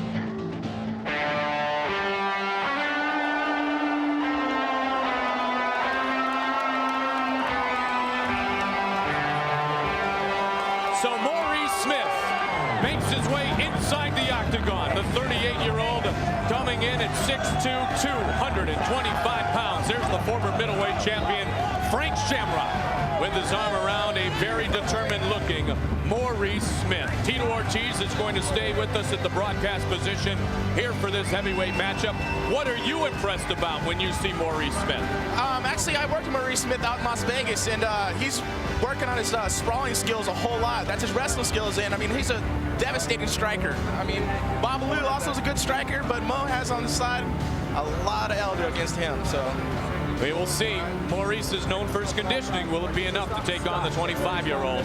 We will soon find out. Tail of the tape, heavyweight matchup between the former champion Maurice Smith at 38 years old taking on the 25-year-old from Rio de Janeiro. Both come in exactly at 225 pounds. What we'll give here, we will soon find out. We know one thing, if you're one of Marco Huas's guys, you've struck before, you've been hit before. Mo will try to hit Babalu here very shortly. Let's get the official introductions from the veteran voice of the octagon, Bruce Bumper. Ladies and gentlemen, our next event of the evening is a heavyweight 3 5-minute round bout, beginning with the fighter standing to my left. He is a ballet judo expert with a mixed martial arts record of 6-0. Standing 6 feet 1 inch tall, weighing in at 225 pounds. Fighting out of Rio de Janeiro, Brazil, and making his octagon debut, please welcome Babalu. And his opponent, standing to my right, he is a world champion kickboxer and former UFC heavyweight champion. He has a UFC record of 4-2, standing 6 feet 2 inches tall, weighing in at 225 pounds. Fighting out of Seattle, Washington, please welcome back Maurice Smith. Nice reaction of the crowd here. They are fight fans. They know how good Maurice Smith is and how illustrious his career has been. Big John McCarthy, our referee, once again. Back in your corner, get back in your corner. Are you ready? Are you ready? Let's get on. Here we go. Heavyweight matchup, Babalu and Maurice Smith. Sign of respect right off the bat. It is all about respect and regard for your fellow athlete. Anyone who walks inside these gates has the heart of a lion. Maybe it looks like Babalu wants to stand up a little bit, Maurice. Yeah, I'm very interested. Babalu supposedly has a pretty good wrestling background. In his resume, South American champion. Means look for him to be able to have a pretty good shoot, a nice double. But Maurice Smith has faced a lot of people with better doubles. Yes, for sure. And Maurice, like I say, he's been working on his defense from the double leg, so he's pushing the head down and everything. Oh. He kicks and Babalu shoots. And Babalu gets side mount. Maurice is usually comfortable right here, so. He gets to half guard now. And he learned this from TK, Tsuyoshi Kosaka. Yeah. The famous TK guard. You got that right. Maurice has said to me on numerous occasions, I'll never be as good at the guard as TK, but I can certainly try to steal some stuff from my buddy every time we work out and roll on the mat. That's the name of this game, is you got to be learning every single day in the room. And it was evidenced today when you worked out for a couple hours with Frank Shamrock in the corner of Maurice Smith. So Tito Ortiz, our middleweight champion, is here. Jeff Blatnick, Mike Goldberg, glad to be with you tonight. UFC 28, high stakes. High stakes for Maurice Smith. Every fight he wins, he prolongs what has been already a very good UFC career. And still on the card tonight, the big-time heavyweight. Yep. Entangled arm. Yep, he's working for key lock right here. American lock. Babalu, a Muay Thai background. Luta Libre, Vale Tudo, freestyle wrestler, Renaissance fighter, I think would be safe to say, of this 25-year-old. 6-0 in mixed martial arts competition is Babalu. So nice to watch how each one of these fighters, I mean, they have progressed in their sport. I mean, they're learning the ground, they're learning the stand-up, they're learning the wrestling, they're learning everything. And that's becoming a complete athlete in this. And Babalu's bringing it, Maurice is bringing it. Well, if you don't last very long nowadays, do you, Tito? Not at all. You got to be out there learning every day. And that's what I like about this sport is you can be cerebral, you can throw out an old style and adopt a new one, train to incorporate it into your style and use your advantages. And Maurice adapted from being a pure striker into the ability to have a decent guard, good guard, and he still gets taken down a little bit, but Maurice, when he gets to his feet, though, he's very dangerous, particularly later in a fight. And he does know how to survive down there. I mean, he's not a person just to give up a submission or to get pounded on. He knows how to work and block punches and move his hips out a lot. So that's a lot of things he has learned. I think that's the key, Tito, and Maurice and I have talked about that in the past. If you feel like you can protect yourself in the guard, then you don't have to be put in a panic situation. You don't feel like you're in a jeopardizing position. No, not at all. I mean, you just got to work the positions at all times. Moving your hips out, looking for submissions, and also looking to escape, too. I think Frank Shamrock may have summed that up the very best. Yeah, again, entangled arm potential, but he survives that. Frank Shamrock said, I'm unafraid. And I said, of your opponent? He goes, no, you're never afraid really of your opponent. You're afraid of what your opponent can do to you. A terrible situation. And he said, I trained in the worst positions possible, so I always knew what to do. And if you knew what to do, you're not afraid. Yep. Well, and another example of that is how successful the Miletich fighters have been over the past 6 to 9 months, Jeff, because they are put through, a living hell every day in their workouts, trying to be put in positions that are so much more dangerous than practice. Again, as Maurice Smith is in a dangerous position here. Maurice can block it. He knows how to block out of there. So. Yeah. He's very good at it. Now, he's fought in Japan so much. I mean, he's been against some of the finest submission guys in the entire world. For sure.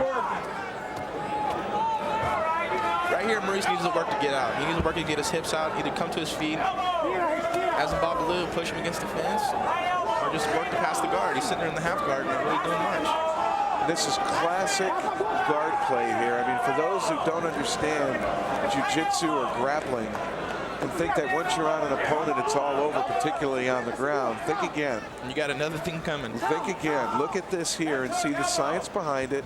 How it's a chess match and working your arms, your hips, and coordination to constantly offset your opponent.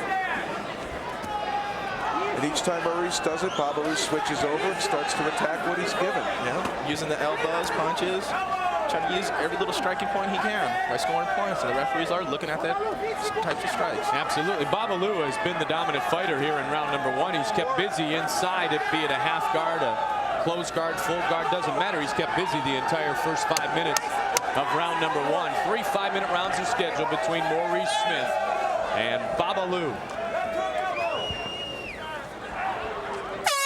Well, Mike, a leg kick cost Maurice Smith the takedown there.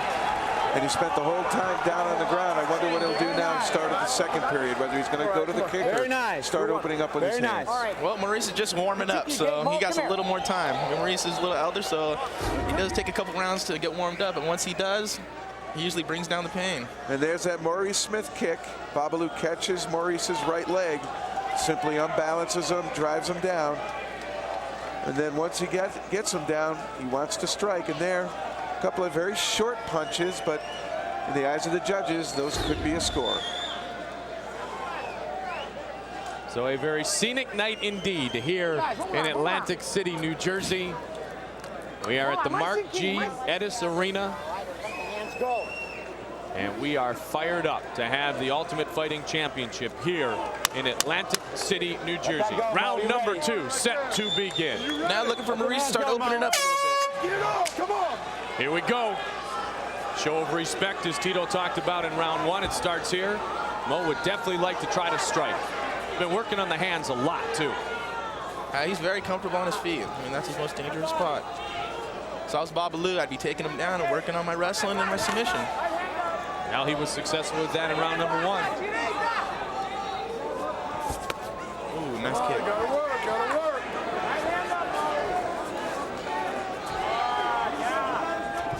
Ooh, nice body shot. Yeah, couple. Now Maurice looks much more comfortable, doesn't he, Tito? Yeah. Oh, nice trip. Down he goes. Good balance there by Babalu to be able to pivot off his leg, block Maurice's, and whip him down. Yeah, for sure. I mean, as Maurice, as a kickboxer, not having that wrestling ability. That's what he lacks. So he's still learning, but you won't win matches that way. Let me ask you, Tito, is it harder for a striker to learn wrestling than it is a wrestler to learn striking? Oh, for sure. I mean, it took me, at least 9 years to learn the ability I have in wrestling. But for a kickboxer to learn wrestling, it doesn't happen. That's why it's so easy for us to go from jiu-jitsu, or from wrestling to jiu-jitsu, than a jiu-jitsu guy going into wrestling, because it takes a lot more intensity and everything else. And one thing a takedown does is it puts your opponent in the realm you want him, underneath you. For sure. And there's many more options from the top than there is the bottom. Yeah, that's guaranteed on that one. Looking to pass the guard here if I was Babalu. Just holding on and ground and pound. I mean, you got to look beyond that. The judges want to see a lot more flashier stuff.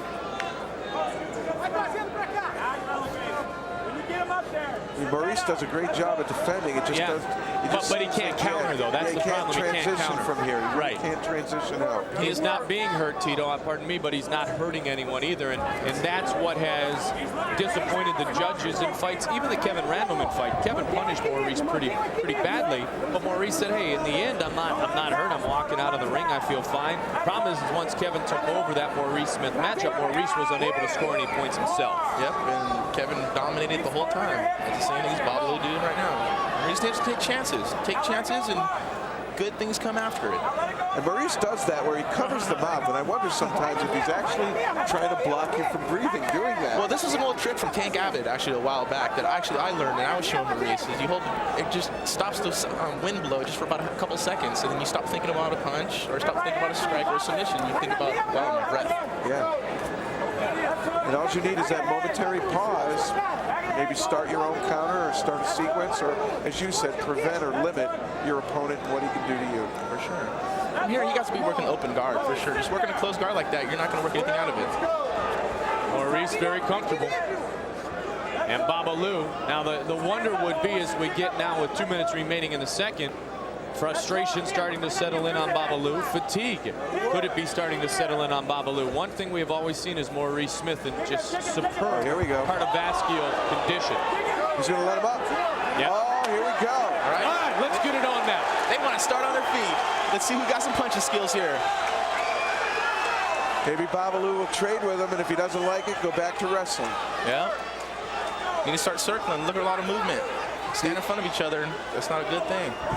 You know, they say, though, that the hardest thing for an older boxer is they can see the opening, but they can't pull the trigger. For sure. You see how Maurice threw a kick right off the bat. Babalu caught it, threw a right hand right down the pipe, and took him down. In the judges' eyes, that's scoring right there for sure. You know, it's funny because there was a time where Maurice Smith would snap that kick and jump back, and you wouldn't be able to jump in and get a single or double leg takedown. Each time Maurice is connected, and he's connected with the kick, it's resulted in Babalu taking this fight right back down to the mat. Yep, as a wrestler, Babalu sees as soon as that foot comes down, all you got to do is close the gap. Once you close the gap, you can pretty much just push the guy over and you'll be able to take him down because all the weight's focused on the front foot. Left hook to the head. So Babalu, the 25-year-old, making his UFC debut, looking a bit like Randy Couture did when he defeated Maurice Smith back at Ultimate Japan. I mean, Smith has the irony in his career of fighting both Kevin Randleman and Randy Couture, the two heavyweights who will battle for the belt later here tonight. Frank Shamrock barking out some instructions. Let's try to listen in. 30 seconds. Just go busy on the ground. Busy on the ground. Right hook, uppercut. Inside uppercut. I think Maurice has got to get his hands in the play, which means he's got to get back to the standing position. For sure. He's got to open his guard and try to come back to his feet, like you said. Let's get that round. Get that round, Mo. Get that Yeah, round. he'll get a chance to stand up at the beginning of the third round. What he can do with that advantage in this fight, only time will tell us. Maurice Smith is up quickly. I mean, he looks fine. Babalu doesn't look very winded, though, either. Very good. They're pretty much just sitting there just wrestling each other. Babalu just looking to score, get his takedown. I mean, Maurice is throwing 1-2 hits, but I mean, he's just set things up and move on his feet a lot better. And defend that takedown that Babalu's getting on. Watching more, trying to watch Maurice. Yeah, I'm trying to gauge where he is mentally. Trying very hard to see, you know, inside that mind of his. And there, just that knee block and a beautiful whip over. Babalu showing some great balance as a wrestler there. And then, of the course, leg and right hand right down the pipe, taking him down. Just as that. I wonder if Maurice was a little too far away there for that leg to be effective. It barely made Babalu's leg and made it easy for him to actually reach out and hook the ankle. Yeah, just like at the bridge of the foot.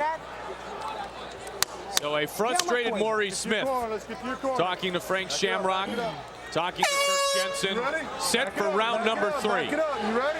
You ready? Well, this is it. Let's see if Maurice can put something together and get it out this last round. They want to go. They want to go. They wanted to come right out, Tito. For sure. No hesitation in either of these fighters here in the third and final 5-minute round.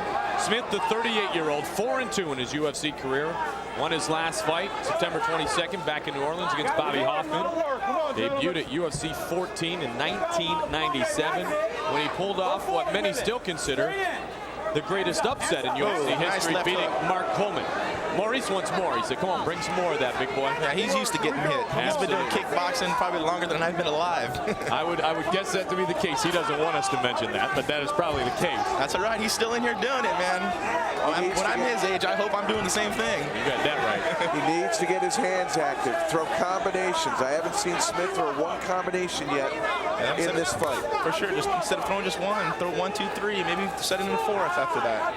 Babalu has a lot of confidence, you guys. I mean, he is coming now and saying, you know what, I'll go with Maurice here. You want to kick? I'll kick you right back.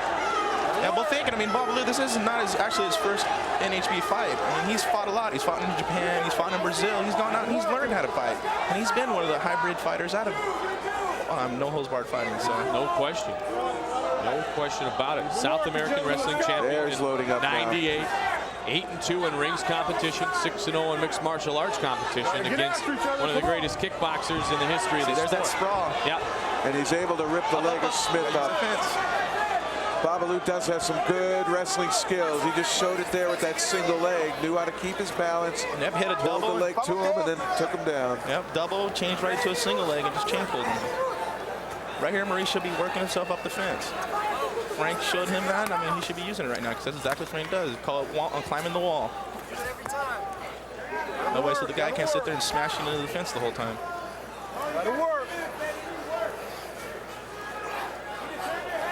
And for a lot of people out there that don't really wonder why we do fight in a cage, it stops from a person falling out of the ring. A lot of people go, wow, you're in there fighting in a cage, man, that's kind of brutal. Well, it's just a thought so we don't fall out of the cage. The cage will stop us from going anywhere after getting taken down. Well, it is world famous, the Octagon. It is the Super Bowl of mixed martial arts. The Octagon, 750 square foot, 32 feet across, 5'6" high with the padded walls on top of the chain link fence that Tito talked about. And that's plastic coated chain. Yeah, absolutely. Yeah. Very safe. Safety is always of the ultimate concern of our fighter. For sure. That's why we got Big John McCarthy in there watching us at all times. You know that too as a fighter, don't you? Yes, for sure. I pretty much would give my life into John when I'm in there fighting, knowing that he'd protect me at all times, just as long as I can protect myself. Yep. And in the event that a fighter cannot, John always jumps in just in time. He's climbing the wall, just like you said. But he's running out of time. Well, he got a minute, yeah. Running out of time to do something here because I think here comes the wall climb. 1 and 2 have gone to Babalu. And this takes a lot of energy out of Babalu trying to hold him down also. Yeah, you're pulling the hips at a very bad angle. Yeah, there he goes. He's able to pull Maurice down there. but his offense has disappeared as Mo climbs the wall. And I remember Frank saying that to me. You got to get your chest up by his head, and that way he's defending your hips the whole time and not interested in trying to hit on. That's what he did with me when me and Frank fought. Every time I'd get him against the fence, bam, he'd crawl right up the fence, and I'd be like, damn, now I got to take him back down, and I waste a lot of energy doing that. And you forget to be hurting him because all you're doing then is wrestling. Yep. But now I got some secrets. Oh, you do. Well, we're looking forward to him, Tito. You're telling me. And I like this. You know, new talent, Babalu into the octagon. John Peretti, the matchmaker, again with some good matchups here in UFC 28. Yes, this is almost one of the best. Yeah, how good was Jen's Pulver, huh? Oh, wow, that was wow. Beautiful right hand. John just got caught with his hands low, and you don't want to do that to people at this level, man. You got to have respect for everybody's hands, their striking, I mean, submissions, wrestling, everything. So that's where we evolved as athletes in this.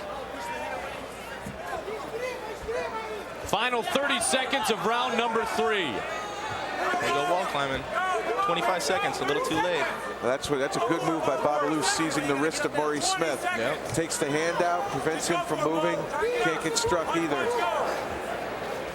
And it looks like Babalu is just cruising at this point. He knows he has it. Babalu sat there and set a game. He set a game plan down, and he achieved it.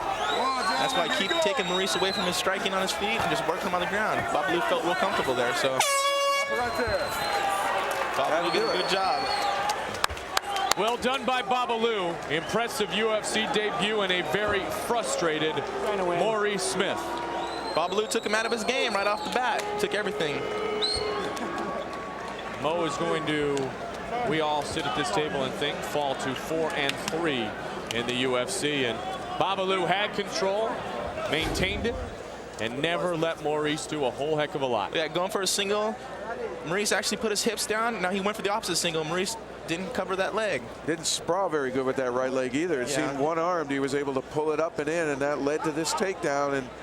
And he had 4 or 5 takedowns in this fight, and that's going to weigh heavily in effective grappling, one of the criteria of scoring. For sure. That's next before striking. Yeah, so Babalu here doing a great job. He's in the driver's seat. Now he is indeed. And so Marco Huas's man may have the win tonight. Keep in mind, Maurice Smith not long ago defeated Marco Huas. So one of the guys who works with the king of the streets takes it to the 38-year-old Maurice Smith here this evening in Atlantic City.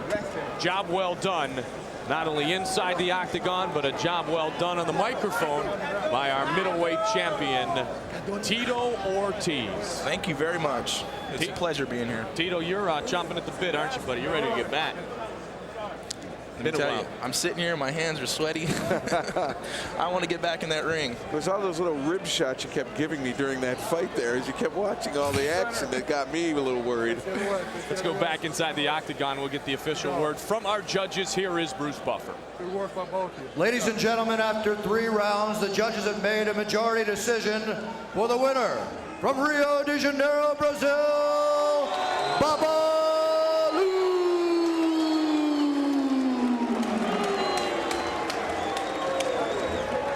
Let's have a big hand for UFC veteran Maurice Smith.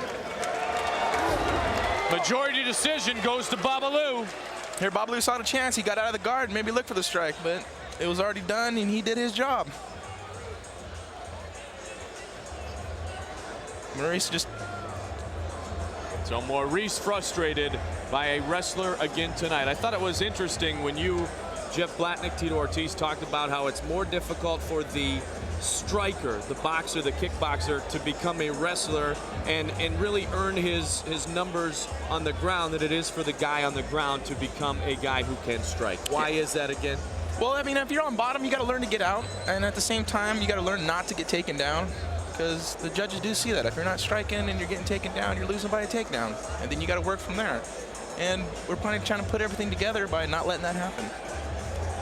I always thought it was a lot tougher for a striker to learn grappling skills because the best of punchers are more vertical. They're not crouched. They're not in that ready position like wrestlers always are. And if you're going to be trying to accept the load of another body by going underneath it, you can't do it starting from a straight locked out leg position. as most boxers do. So once you go ahead and start the crouch, it almost limits how they can go about striking.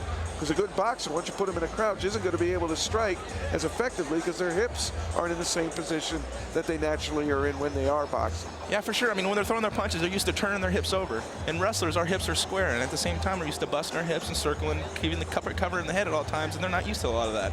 So they do got to adapt and learn to this. Tito, your title defense is about a month away. What's your travel schedule? What are the arrangements you're going to make to get over to Japan and try to defend your title? Hopefully I'll get there about a week early and just get used to the climate, get used to the flight over there, and get my weight down. My weight actually hasn't been a problem lately at all. I mean, I'm weighing about maybe 210 at the most, 211, so weight won't be a factor at all, and my conditioning's 100%. Conditioning right now is going to be my #1 weapon for sure. Good luck. Thank you very much for having me here. Tito, always Goldie. a pleasure. God bless you and your wife. We're glad to see all that turned out well, and we're looking forward to you stepping back in there, buddy. For sure. I'll see you at home, Kristen. All right, let's step backstage. Check in with James Wormy. Worm? Thank you very much, Goldie. Joined by a frustrated Maurice Smith. Mo just never looked comfortable out there. Tell us about it. Nah, he prepared for the fight. He basically just controlled my hands, prevent me from getting any punches off clearly.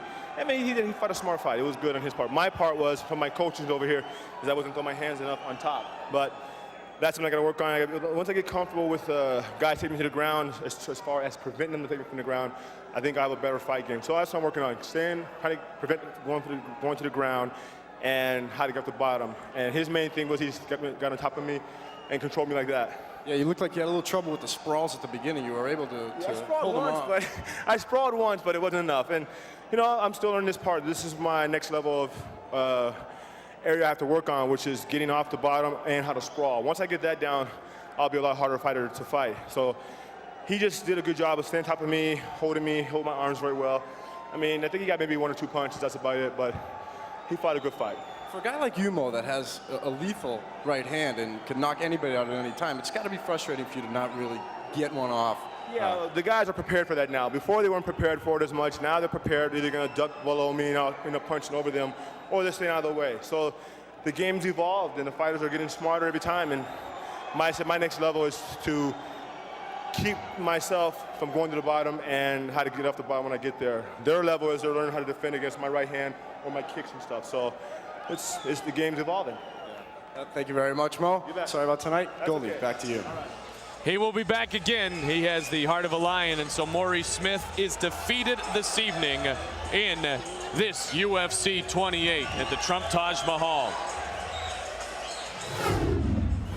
It's time for tonight's Full Contact Moment, brought to you by Full Contact Fighter. How about this man right here? How about Jens Pulver against John Lewis? Bam! 35 seconds into the matchup. This is worth a second look. Our full contact fighter, full contact moment of the night. The left hand of young Jens Pulver, one of the up-and-comers here in the Ultimate Fighting Championship. We've seen some knockouts in this great event. That was as impressive as we have seen throughout this great history. John Peretti, you liked it. John Peretti, our matchmaker, with us in the booth. JP, great to see you as always. Thank you. How about Jens Pulver? Oh, he's a phenomenon. You know, I told, John Lewis wanted that fight really badly, and I told him that, you better be careful in there. It's a dangerous world with Jens. Everybody talks about how John Lewis keeps his hands low because he likes to shoot. He also wants to defend the kick. He had his hands low there. Is that where he made the mistake? He made the mistake because he really thought that he was becoming a greater boxer, and he was up against a superior guy. His jab wasn't effective. It was long. It's always long. He's got tremendous reach and great tendon strength. But he's really honed his grappling skills to a point where he could have beat him in the long run or on the ground. But this is a different game now. Jens Pulver is a totally well-rounded individual with tremendous left hand, and he proved it. Well, I agree with you. I mean, I was shocked at how quickly that fight ended, John. Did you think that Pulver had the punching power to put Lewis away in one? When I saw the left come over the top and just missed that straight left hand, I said, oh my God, because John's hands were loose. And he wasn't defending. He wasn't covered up at all. So I was very nervous for both of them, in that sense. Even during John Lewis's warm-up, when you see him over in the side warming up, he's punching down in here, and it just seemed as though I really think Miletich had him ready. I think Miletich probably looked at film, saw a lazy jab, said work your left. If you bring that left over the top, do some damage. And I was shocked at how much damage it did. One punch, knockout. Now, Pulver talked about that in the post-fight interview with James Wormy. How about Andre Orlovsky? Impressive debut, submission. What a great guy, I'm telling you, man. When I saw that guy on tape, I was just so excited. And he's got it all. The guy's got a package. And he was up against the guy, Brink, who can really knock people out. So I was very excited by that. But he's got the package on the ground, too. You know, he's a Sambo champion. He can do amazing things. Did you see that little reversal of the hips where he turned over the top? Yes, I did. What I like, too, is that attempted takedown by Aaron that Orlovsky was able to counter, and he did it like a wrestler. He cocked his hips, had good sprawl, and I don't see that out of any Sambo guy I ever went against. They're always looking for submissions. But it looks as though, and the Russians are great in wrestling, we all know that, it looked as though he's got a little bit of a wrestling background. He had good, solid, square hips, knew how to sprawl, knew how to carry himself circular to help take the tension off. It's already been a very impressive evening here in a very impressive venue. That is the Trump Taj Mahal. But the moment we have all been waiting for is forthcoming. This man right here, Kevin the Monster Randleman, is set to defend his heavyweight championship belt against Randy Couture.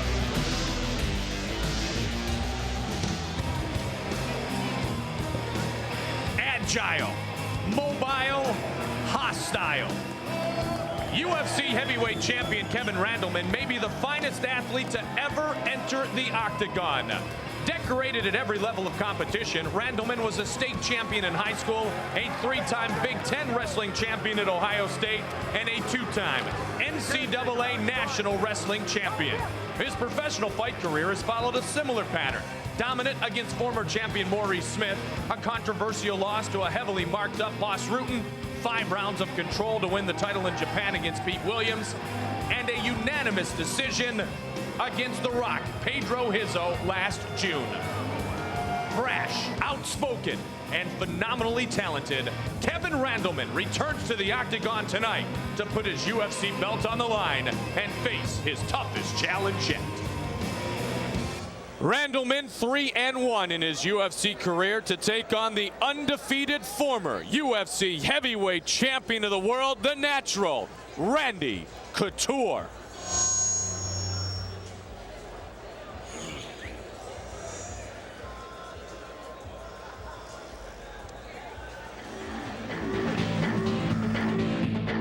All-America, national champion, world team member, Pan Am Games champion. When you talk about Randy the Natural Couture, you're talking about one of the finest Greco-Roman wrestlers to ever compete on the mat or in the octagon.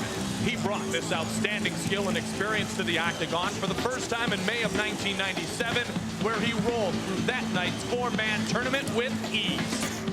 At UFC 15, Couture faced Brazilian phenom Vitor Belfort to decide who was the #1 contender in the heavyweight division. To the surprise of many, the fight was all Couture, who completely neutralized Belfort and scored with heavy punches and knees until the fight was stopped. Any questions were answered. Randy Couture was for real. With that win, Couture met Maurice Smith at Ultimate Japan to fight for the heavyweight title. Neither fighter mounted overwhelming offense, and the judge's decision went the way of Couture. A perfect 4-0. Randy Couture was at the top of the mixed martial arts world. Little did anyone know it would be almost 3 years until he would return to the UFC. Unable to come together with promoters and eager to return to competitive wrestling, Couture left the UFC, an undefeated champion. Ready to return to full-time fighting, Randy the Natural Couture returns to the UFC tonight to regain the belt he never lost. And I think that is one of the many facets that makes this such an intriguing matchup here tonight, is Randy Couture never lost his heavyweight belt. He is set in the main event to take on Kevin the Monster Randleman. You are talking about two of the greatest wrestlers to ever walk on this planet. Greco-Roman against freestyle. Champion against champion. And the best belt in all of the mixed martial arts world is on the line. Birthplace Everett, Washington. Fighting now out of Gresham, Oregon. Self-managed, basically self-taught and one of the finest wrestlers in the history of that great sport. Here he is, walking through the gates for the first time since December 1997. Perhaps the only thing missing from Randy Couture's elaborate and very successful wrestling career is a berth on an Olympic team. He's very good in the clinch, and that's where I think he beat Belfort. And now, since he's retired from the sport of wrestling, he's focusing full-time on MMA. Big smile on his face, almost as if to say hello once again to Big John McCarthy, four-time world team member, Pan Am Games champion, national champion in Greco-Roman, ready to take on a national wrestling champion from Ohio State. OSU against OSU.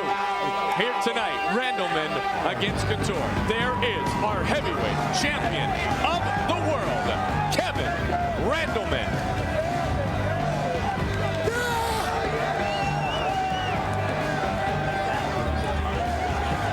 They love him in the mixed martial arts world.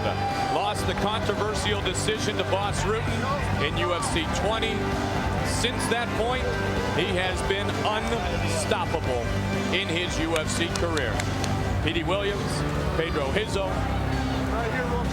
and he also has defeated in his career Maurice Smith. JP. Boy, look how relaxed Couture is. He just laughing, smiling. He just looks so relaxed out there. In the meantime, looks so intense. He always has that eye of intensity. Tail of the tape here for our heavyweight championship matchup from the beautiful Trump Taj Mahal in Atlantic City. It is the 37-year-old wrestler Randy Couture against the 29-year-old wrestler Kevin Randleman. Randleman, one of the finest athletes to ever grace this great octagon in the UFC. The official introductions as the emotions are high. Here is Bruce Buffer. Ladies and gentlemen, this is the main event of the evening. These two UFC warriors have entered the octagon knowing that right now the stakes are on the table, because two men have entered and only one tonight will leave a champion. And now, let's begin the battle for the most coveted title in mixed martial arts today. It's 5 rounds for the UFC Heavyweight Championship of the world. Let's begin with the fighter standing to my left.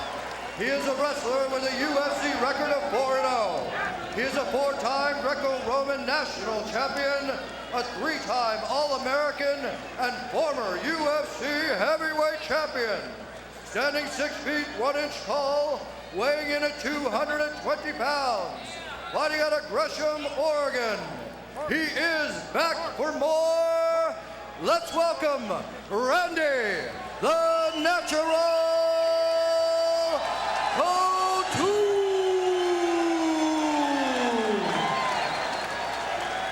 And his opponent, standing to my right, no stranger to the octagon, he is a wrestler with a mixed martial arts record of 9-3. He is a 3-time Big Ten champion and a 2-time national champion. Standing 5 feet 10 inches tall, weighing in at 214 pounds. Coming to us from Columbus, Ohio, he is the reigning UFC heavyweight champion of the world. Please welcome Kevin the Monster Randleman. 8 heavyweight fights have been contested here in Atlantic City in the modern era, from Tyson Spinks in '88, Holyfield Foreman in '91, to Randleman Couture here tonight in the year 2000. Right, here we go. Are you ready? Are you ready? Notice he taped his ankles. His ankles are vulnerable. They're very, very small. Kevin Randleman taping the shoes and the laces and the ankles. It's also a rule, if you're going to kick with the shoes, the laces have to be taped, so who knows? Will we see a kick from Kevin Randleman? Well, he just checked with John McCarthy to see if it was okay, too, while the introductions were being done very well, as always, by Bruce Buffer. And look at the power of Kevin Randleman. Look at the quickness of Kevin Randleman. Wow. And on Couture immediately, putting him down. guard position. And now we're going to find out exactly. I've never seen really Randy on his back here defending guard. Let's see how well he'll do against the monster here. Well, he's got tremendous submission experience now. I mean, he's worked really hard on it. He knew he'd be in this position. Can opener now. Fitting that this great heavyweight bout takes place in the Mark Giettis Arena here in the Trump Taj Mahal. His grandmother, Mrs. Grossinger, used to house the heavyweights. They would go there to train in the Catskills, some of the greatest ever. And now in this building, named after Mark Giettis, we have two fine heavyweights in the world of mixed martial arts, John Ferretti. A really lame move by Couture from the bottom, trying to figure four arm lock from a bad position. Watch the arm bar! Mark Coleman's yelling to Kevin Randleman to watch the armbar as Couture coming to the octagon for the first time since December 1997. Spent time in Australia. My partner was doing the broadcasting with NBC. He was an alternate on the U.S. Olympic team for the 4th time as a wrestler. I have seen Randy Couture go up against monsters in the sport of wrestling. Almost looking for it. He's got a shot for it. Randleman's one powerful guy, but if he stands up, he's in trouble. He's got to lay down on that leg tight. Keep that leg compressed so he can't extend it, thus extending his arm. Coleman called before. He said, watch for the armbar. Wow! You want to talk about strength? Still in trouble. He's got a shoulder. Couture won't let go of this. Couture is very comfortable here. Well, he should let go. He should regroup and get back to guard, and he does. Brute strength there, John. Yeah, but he saw it coming. He was late, of course, and he used some energy up, but he did see it coming a little bit. Couture is dangerous under there. You know, I mean, he trained Mariko Ciparelli, and he was a very good wrestler and terrific submission guy. It's an interesting family, the Ciparellis. He has won by submission before, has Randy Couture, in fact, in his debut. He won by a submission and a TKO. And the Ultimate Force back in May of '97 to win the 4-man tournament that night. See, this is what I don't like about matching two wrestlers. You know, there's no tendency to always go forward. There's no tendency to back up. You know, you never get up and get out of that position. It's irritating. Now, the one thing we know is that Kevin Randleman has become a lover of the strike game, and you would think that he would like to strike against Randy Couture. So far, we haven't seen that in the ground and pound technique or on the feet. Randleman possessed sometimes with his desire to win by a big-time knockout. Are you thinking that Randleman should back out of here, knowing he can get a takedown at any time? Absolutely. Absolutely. Let's pull points, because he's not accomplishing anything here. How about Couture? He wants it right here. Well, he threw a little right hand there before. You know, Couture is looking for something. I just can't tell what it is right now. He's being mauled a bit. See, you can't appreciate the quickness of Randleman when he's down there. You know, I mean, this is not the fight to fight against Randy Couture tonight. Now we'll see what he can do about that. They've got 5 5-minute rounds in which to show some magic to the fans across the world watching on pay-per-view this evening. 4 minutes off the clock here in round number 1. Kevin Randleman, Randy Couture, heavyweight championship belt on the line. I like what Randy did. He turned his head to the center of the mat. That way well, there Kevin turned him back again. If he gets pushed up against the fence, it limits his motion, limits how much he can move to maneuver to try and either look for submission or to get away.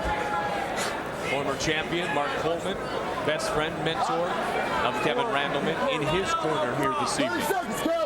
This is not the way to fight this fight. Win the round, Kev. Win the round, baby. Win the round. Coleman just telling Randleman to win this round. He's got 20 seconds to maintain control of Randy Couture. And then they'll be back on their feet to begin round number 2. Oh, there's a good right. Gets his head up, elbow. Final 10 seconds of round number 1. New Jersey State Athletic Board very, very supportive of bringing mixed martial arts in the finest fashion, the UFC, into their great state of New Jersey here tonight. Let's listen into the corners and see what adjustments might be made for round 2. Beautiful job. You're doing right. Watch the armor. Give me the ice bag. Give me the ice bag. Give me the ice bag. When you hear the buzzer when to start, don't worry about this. When I tell you to go, all right? Watch that armbar, Kev. He's working that armbar. He's working that armbar. Be careful. He was working the armbar indeed. That's when Randleman might have found himself in trouble. He went for it twice. There's what you're talking about, John. That speed of Randleman. Change level, drop down on the legs, just knock him flat. Yeah, I call that quickness. But yeah, that's exactly right. Now you see, he sees it very late.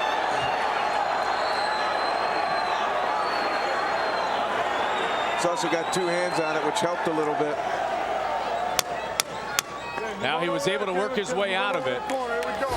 But not in proper fashion. Just with horsepower. Yeah. Horsepower, and he burped him too. He burped him off the ground, and that's not the way to do it. He should have walked around the head. He could have freed it. Let's see what we have here. Couture with a right. It misses. Randleman tries to answer.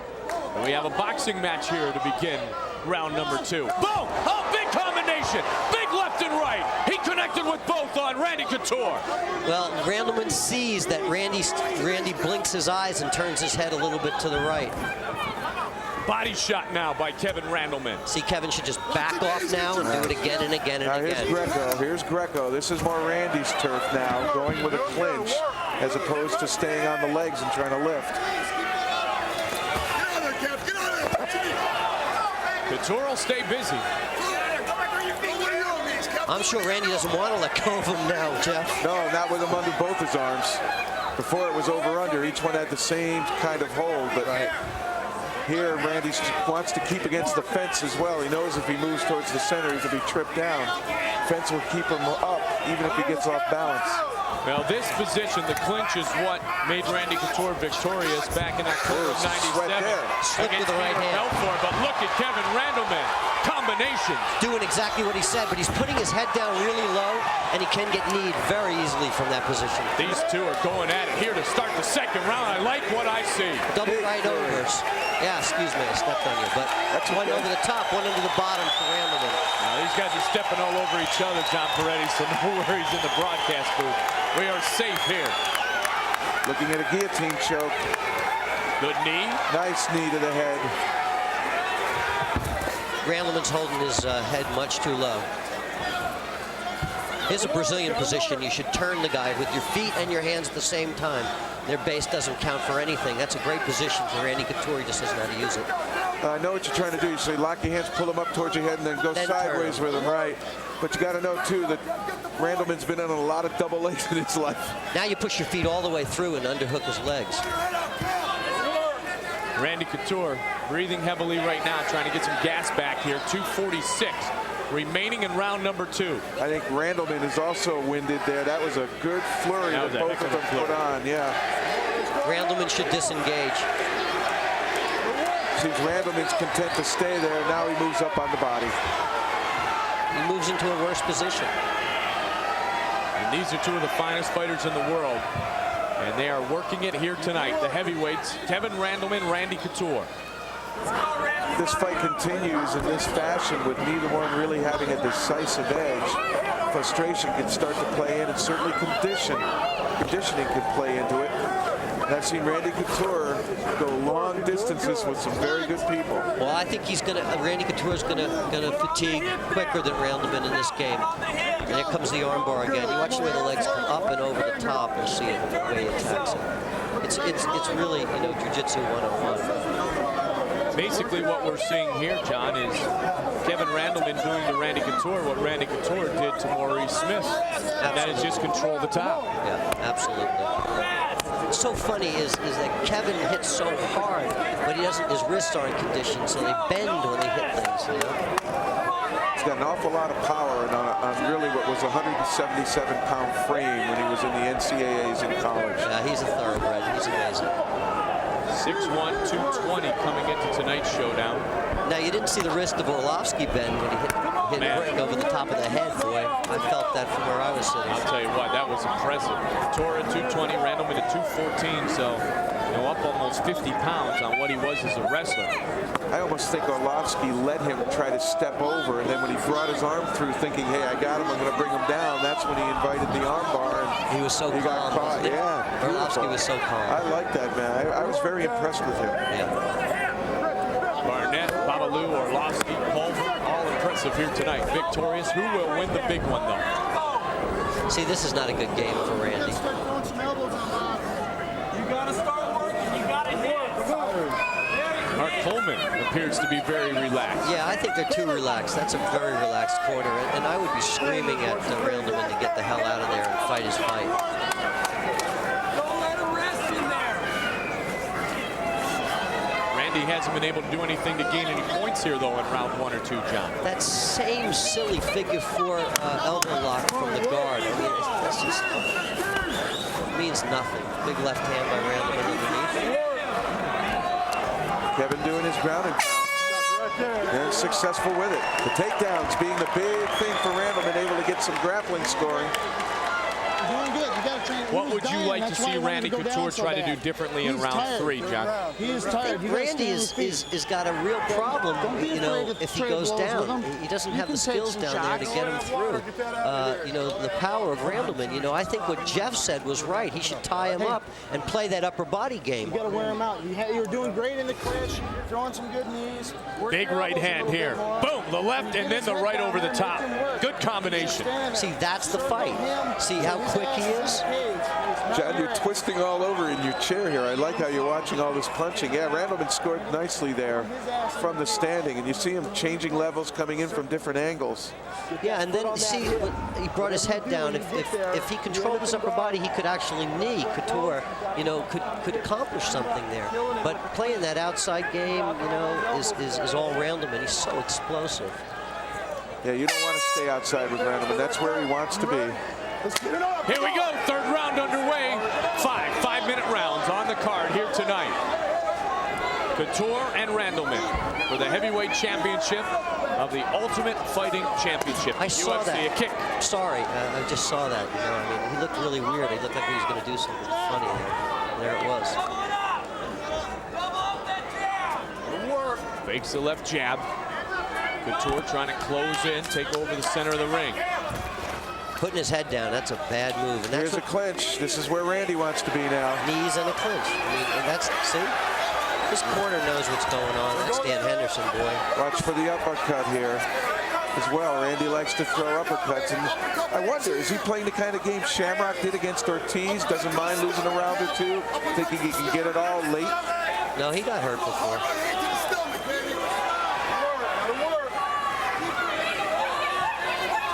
And as you said, this is not Kevin's game, you know. This is not upper body, not trying to do what he's doing right now. But Randy is persistent. He has a way of wearing on you. All my experiences with him in wrestling, as I said, you know, he's beaten some people who just smother others. Gotta watch the knee to the face. Kevin bends over too much, bring it up from the outside. It's gonna. He gets 2 hands behind his neck like that, you know. He's vulnerable for it. Kevin should disengage. He's a little bit mulish here, you know? Yep, a lot of forward back. A lot of forward back. What does that mean? Just each guy pulling. Each one wants to go forward, and they're either going forward or backward. There's no circular motion, change of level, anything to kind of interrupt or disrupt or set up your opponent. See the leg hanging out there now? That's perfect. Couture's doing the right thing. Yeah, Couture's starting to frustrate Kevin Randleman here in round number 3. His game is starting to be played in full.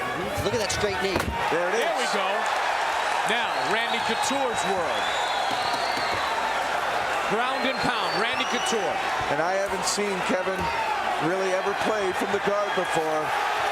Now he is active. And Couture's got straight shots coming down. Efficient punches, not roundhouse. Randleman has not been put in this position before. But here's the same wrestler mentality. Excuse me, Jeff, but he could pass the guard with a tree trunk there. I mean, you could roll a van through that opening, and he doesn't pass. I don't like how Randleman just grabbed his leg. He grabbed it reverse. He's taking his own hand out of the picture of defense. Now he brings Couture in, and Couture landed with a lot of punches there. He is in control of round number 3. But why from that position? I think it's because he's finding success. We may see more out of Couture next round. I really believe Randy was playing the setup game there. Very cerebral athlete. Now he wanted to wear down his opponent. I see blood. Randleman is cut. There it is. Bridge of the nose, that's fine. So Randleman and Couture tying it up here in the third round. Wow, here we go again. Couture, 1, 2, 3, 4, 5 times. There's not much with the right hand, jackhammers. Work your way out, let's go. Couture maybe going to get a dominant round here. Well, he's got a dominant position finally. Now he's in the full mount. And still a lot of time to work. Over 60 seconds remaining in round number 3. But I bet you Kevin's a bridging machine when he wants to be. Look how flat he's laying. You see his legs are completely flat. Couture continuing to punish Kevin Randleman. Kevin is clueless as to how to escape from this. Clock needs to become Kevin Randleman's partner now. He's never been in that position. No, he hasn't. Couture full mount on Randleman. Randleman keeping those big arms Randleman is really continuing to pound away. And continuing and continuing. And that's gonna do it is over. It is over. Randy Couture is the heavyweight champion again.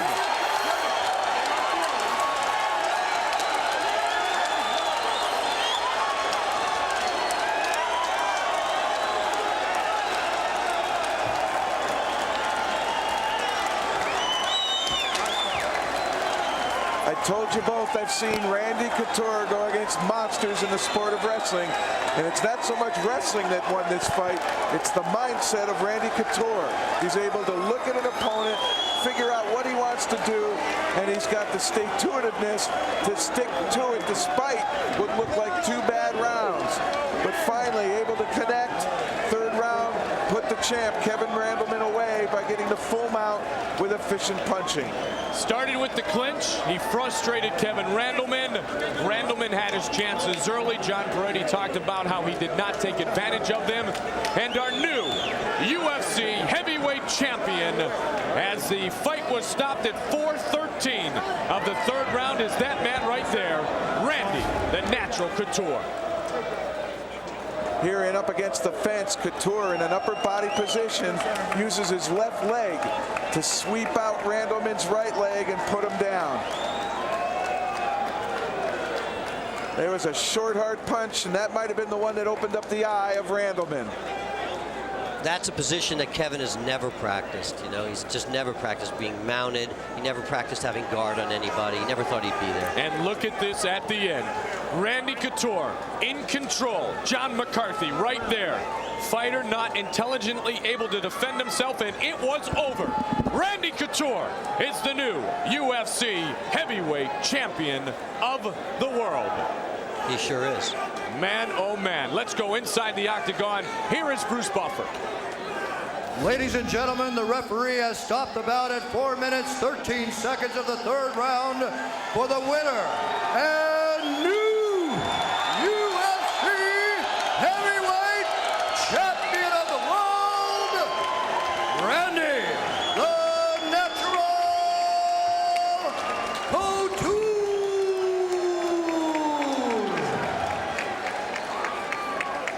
So Randy Couture, who never lost his belt inside the octagon, is getting a great show of class from Kevin Randleman as he puts the belt around the waist of our new champion, Randy Couture, 5-0 in his ultimate fighting championship career. Kevin, a lot of class. You said it, boy. I'll tell you, that guy has grown emotionally. Oh, it's amazing.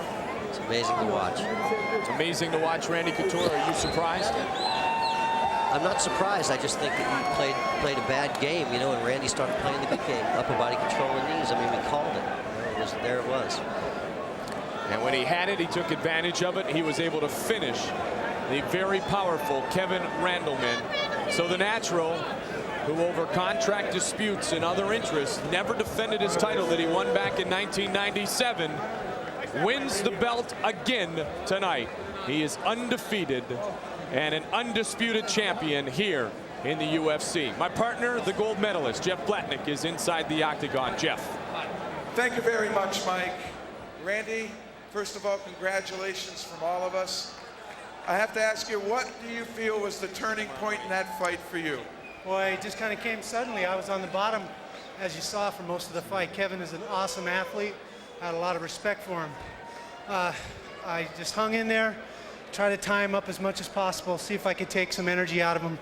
Actually, I don't think he slowed down a whole lot. I was fortunate to pull his legs out and get on top there right at the end of the third period. And once I got the mount position, he really had nowhere to go with the fence. So it was fortunate for me. What kind of game plan did you have? Please tell our fans how you felt the fight should go. Well, you never really know with a fight. I mean, you establish a game plan. My game plan was to lower my stance a little so he couldn't take me down outright, which I ended up getting taken down twice anyway, which I expected. I trained for that. I prepared to be ready on the bottom. I was close to an armbar in the first round, which I need to learn to be more effective on the bottom. You never know when you're going to end up there. I think that he spent a lot of energy on top, trying to hit me, trying to keep me down there. And then in the third round, I got a little purchase on his body. I was able to tie him up a little bit, which is, I think, my area of strength with Greco is clinching. And I was able to take him down from the clinch position. And that's something that I work a lot on. So. Do you feel conditioning would have been a factor? It's hard to say. I've watched Kevin fight. He doesn't seem to get too tired in any of his fights, so I expected to go the distance if it came to that.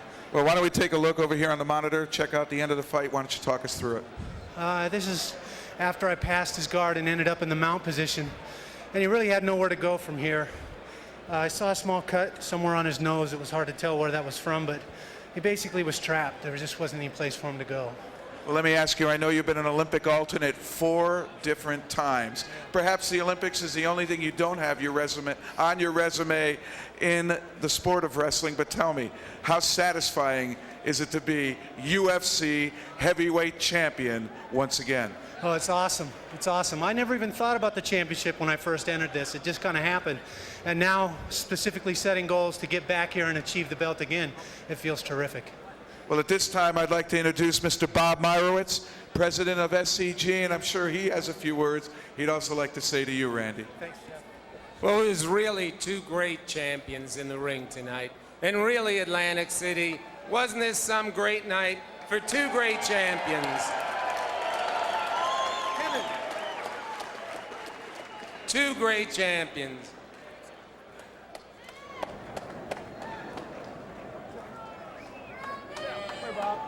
Now Kevin Randleman showing great class and great sportsmanship here this evening as he now has a word to say. To say anything because there's a new champion in town. But I told you guys a long time ago, the only way that I can be beat is by a wrestler. And my words are always good, and I got beat by one of the best wrestlers. I said it before, he's a great fighter, a great champion, and I look forward to watching him fight again. And if I work hard enough, maybe he'll give me another shot. But congrats to Randy Couture, his wife, Dan Henderson, his whole damn team. And I'm thanking everyone that's following the sport, because Randy, myself, and every other Ultimate Fighter out there, we're going to try and make this one of those sports that you're going to want to come see, even when you're 56 years old. God bless you, Randy. You're a damn good champion, a great champion at that. Thank you both. Young man. Congratulations. He's grown a lot. Yeah, he has grown a lot. I'll tell you what. Well, thank you very much, Blatz, and what a great show of class and sportsmanship. And for those who don't understand what this combative sport is all about, it is about what you saw right there. 2 competitors going toe-to-toe and then showing the ultimate of respect for each other. Clearly. And so it is shown here tonight between Randy Couture and Kevin Randleman, 2 great champions doing battle. We have officially a new champion in the heavyweight division of the UFC. It is that man, HCK, Howard Combat on his shorts and guns in those hands. He is the new heavyweight champion. Randy Couture regains the belt that he won almost 3 years ago in defeating Maurice Smith at Ultimate Japan. It was a night that many thought should have happened years ago. This great sport coming into the fighting state of New Jersey. We thank all of those from the New Jersey State Athletic Board, Larry Hazard, the commissioner, who helped this to happen. Who will tap out in the big election? We will find out in the next few days. There were some great tap outs tonight, including our submission of the night that came earlier in this great card.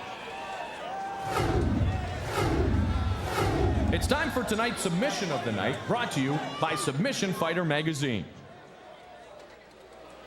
The submission of the night belongs to this man, Andrei Orlovsky, the great fighter out of Minsk, Belarus. He was able to arm bar Aaron Brink 55 seconds into the second fight we saw this evening, our Submission Fighter Magazine Submission of the Night. John Peretti, thank you for being with us in the broadcast Thank you, Goldie. position. I thank you, Jeff. You guys are the best. Always a pleasure to work with our great matchmaker, John Peretti, and to see this man fight. Randy Couture still in the ring, enjoying what is one of the finest moments in his fighting career. I'll tell you, I had that inkling. I've seen Randy do it before. He just somehow finds a way to frustrate his opponent and get it to fall into his realm. He did it once again here. He took out Kevin Randleman, our current heavyweight champion. It's been a long time coming for this wrestler right here, and now that he's retired from wrestling, he wins the world championship in mixed martial arts. Well, a great card that saw victors Barnett, Babalu, Orlovsky, Pulver, and now the big one right here. Randy the Natural Couture is the new UFC heavyweight champion of the world. UFC middleweight champion Tito Ortiz. #1 ranked Japanese fighter Yuki Kondo. East battles West as the bad boy from Huntington Beach puts his title on the line against Japan's finest martial artist. Plus a full night of action from the toughest full contact event in sports today. UFC 29, Friday, December 22nd on pay-per-view. And remember, if it's not in the octagon, it's not real. And 2 belts will be on the line that evening in Japan. The lightweight champion Pat Miletich will be fighting, and we talked extensively with Tito Ortiz earlier this evening. He will be fighting against Kondo. You want to talk about a battle that could be as dynamic as the one we just saw. Yuki Kondo, Tito Ortiz. I think that's going to be a really great fight. It's going to be over in Japan, which really will help Kondo. I think you're going to hear normally a very quiet Japanese crowd go berserk when Tito and him get into the ring. I think that's going to be a great war. Are you surprised at how grown up Kevin Randleman has become in just the short time he's been here in the UFC to show that great class and sportsmanship in defeat? The first time, I'm sure, in his heart, he feels like he has been defeated in the UFC. Well, I don't think there's any question. I feel Kevin realized what happened to him, and Couture's able to do that to people, and despite all that power and brawn that Kevin Randleman brings in there, it's the smarts that usually win it. Somehow Couture was able to get him to tie up in that third period, whether it was through fatigue or frustration.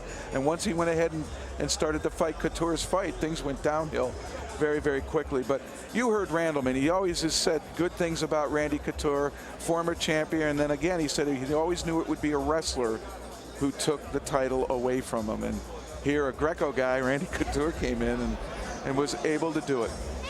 Now Randy Couture having a big moment in his fighting career, and he is now officially retired from wrestling. So here's a man in Randy Couture who could stick around with the UFC for a while. You also have a very determined Kevin Randleman who will come back bigger, badder, and stronger. I mean, this has rematch written all over it. Well, certainly it has rematch written all over it, and I hate to be, dipping into John Peretti's soup here, but there's a guy named Pedro Hizzo out there who's awful good as well. And somehow between these three athletes, I think we're going to see some great fights in the future. And how good was Pedro Hizzo the last time we saw him just a couple of months ago? So he is waiting in the wings. Perhaps he gets the next shot at the title. He will take it against the man who just beat the man who beat him, Kevin Randleman, Randy Couture. For the updates on all of that, including our fight action and the official fight card for December in Japan, www.seg.com is your website of choice. For the best in internet talk radio, it is www.iata.com. Log on, bookmark it, check it out daily on the wide web. Well, it started with the big hit of Jens Pulver, and it was a big one indeed. Pulver impressive, winning in just over a half a minute. Then it was submission time. Andre Orlovsky did not take long to finish off his opponent. This was a night with the glitter and the welcomeness of the Trump Taj Mahal.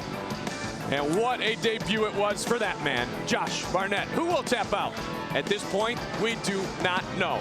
Mark Hughes was impressive, looked like his brother Matt in a good way. And then Maurice Smith, just overpowered on this evening by Babalu. Smiles and sportsmanship around. And then we got the moment we have waited months for. Randy Couture and Kevin Randleman. It was Randleman's fight early, but in the end, it was the ground and pound from the full mount of Randy the natural Couture. He is your UFC heavyweight champion, crowned here tonight at the Trump Taj Mahal. A great evening for mixed martial arts, long overdue to come to this great state of New Jersey.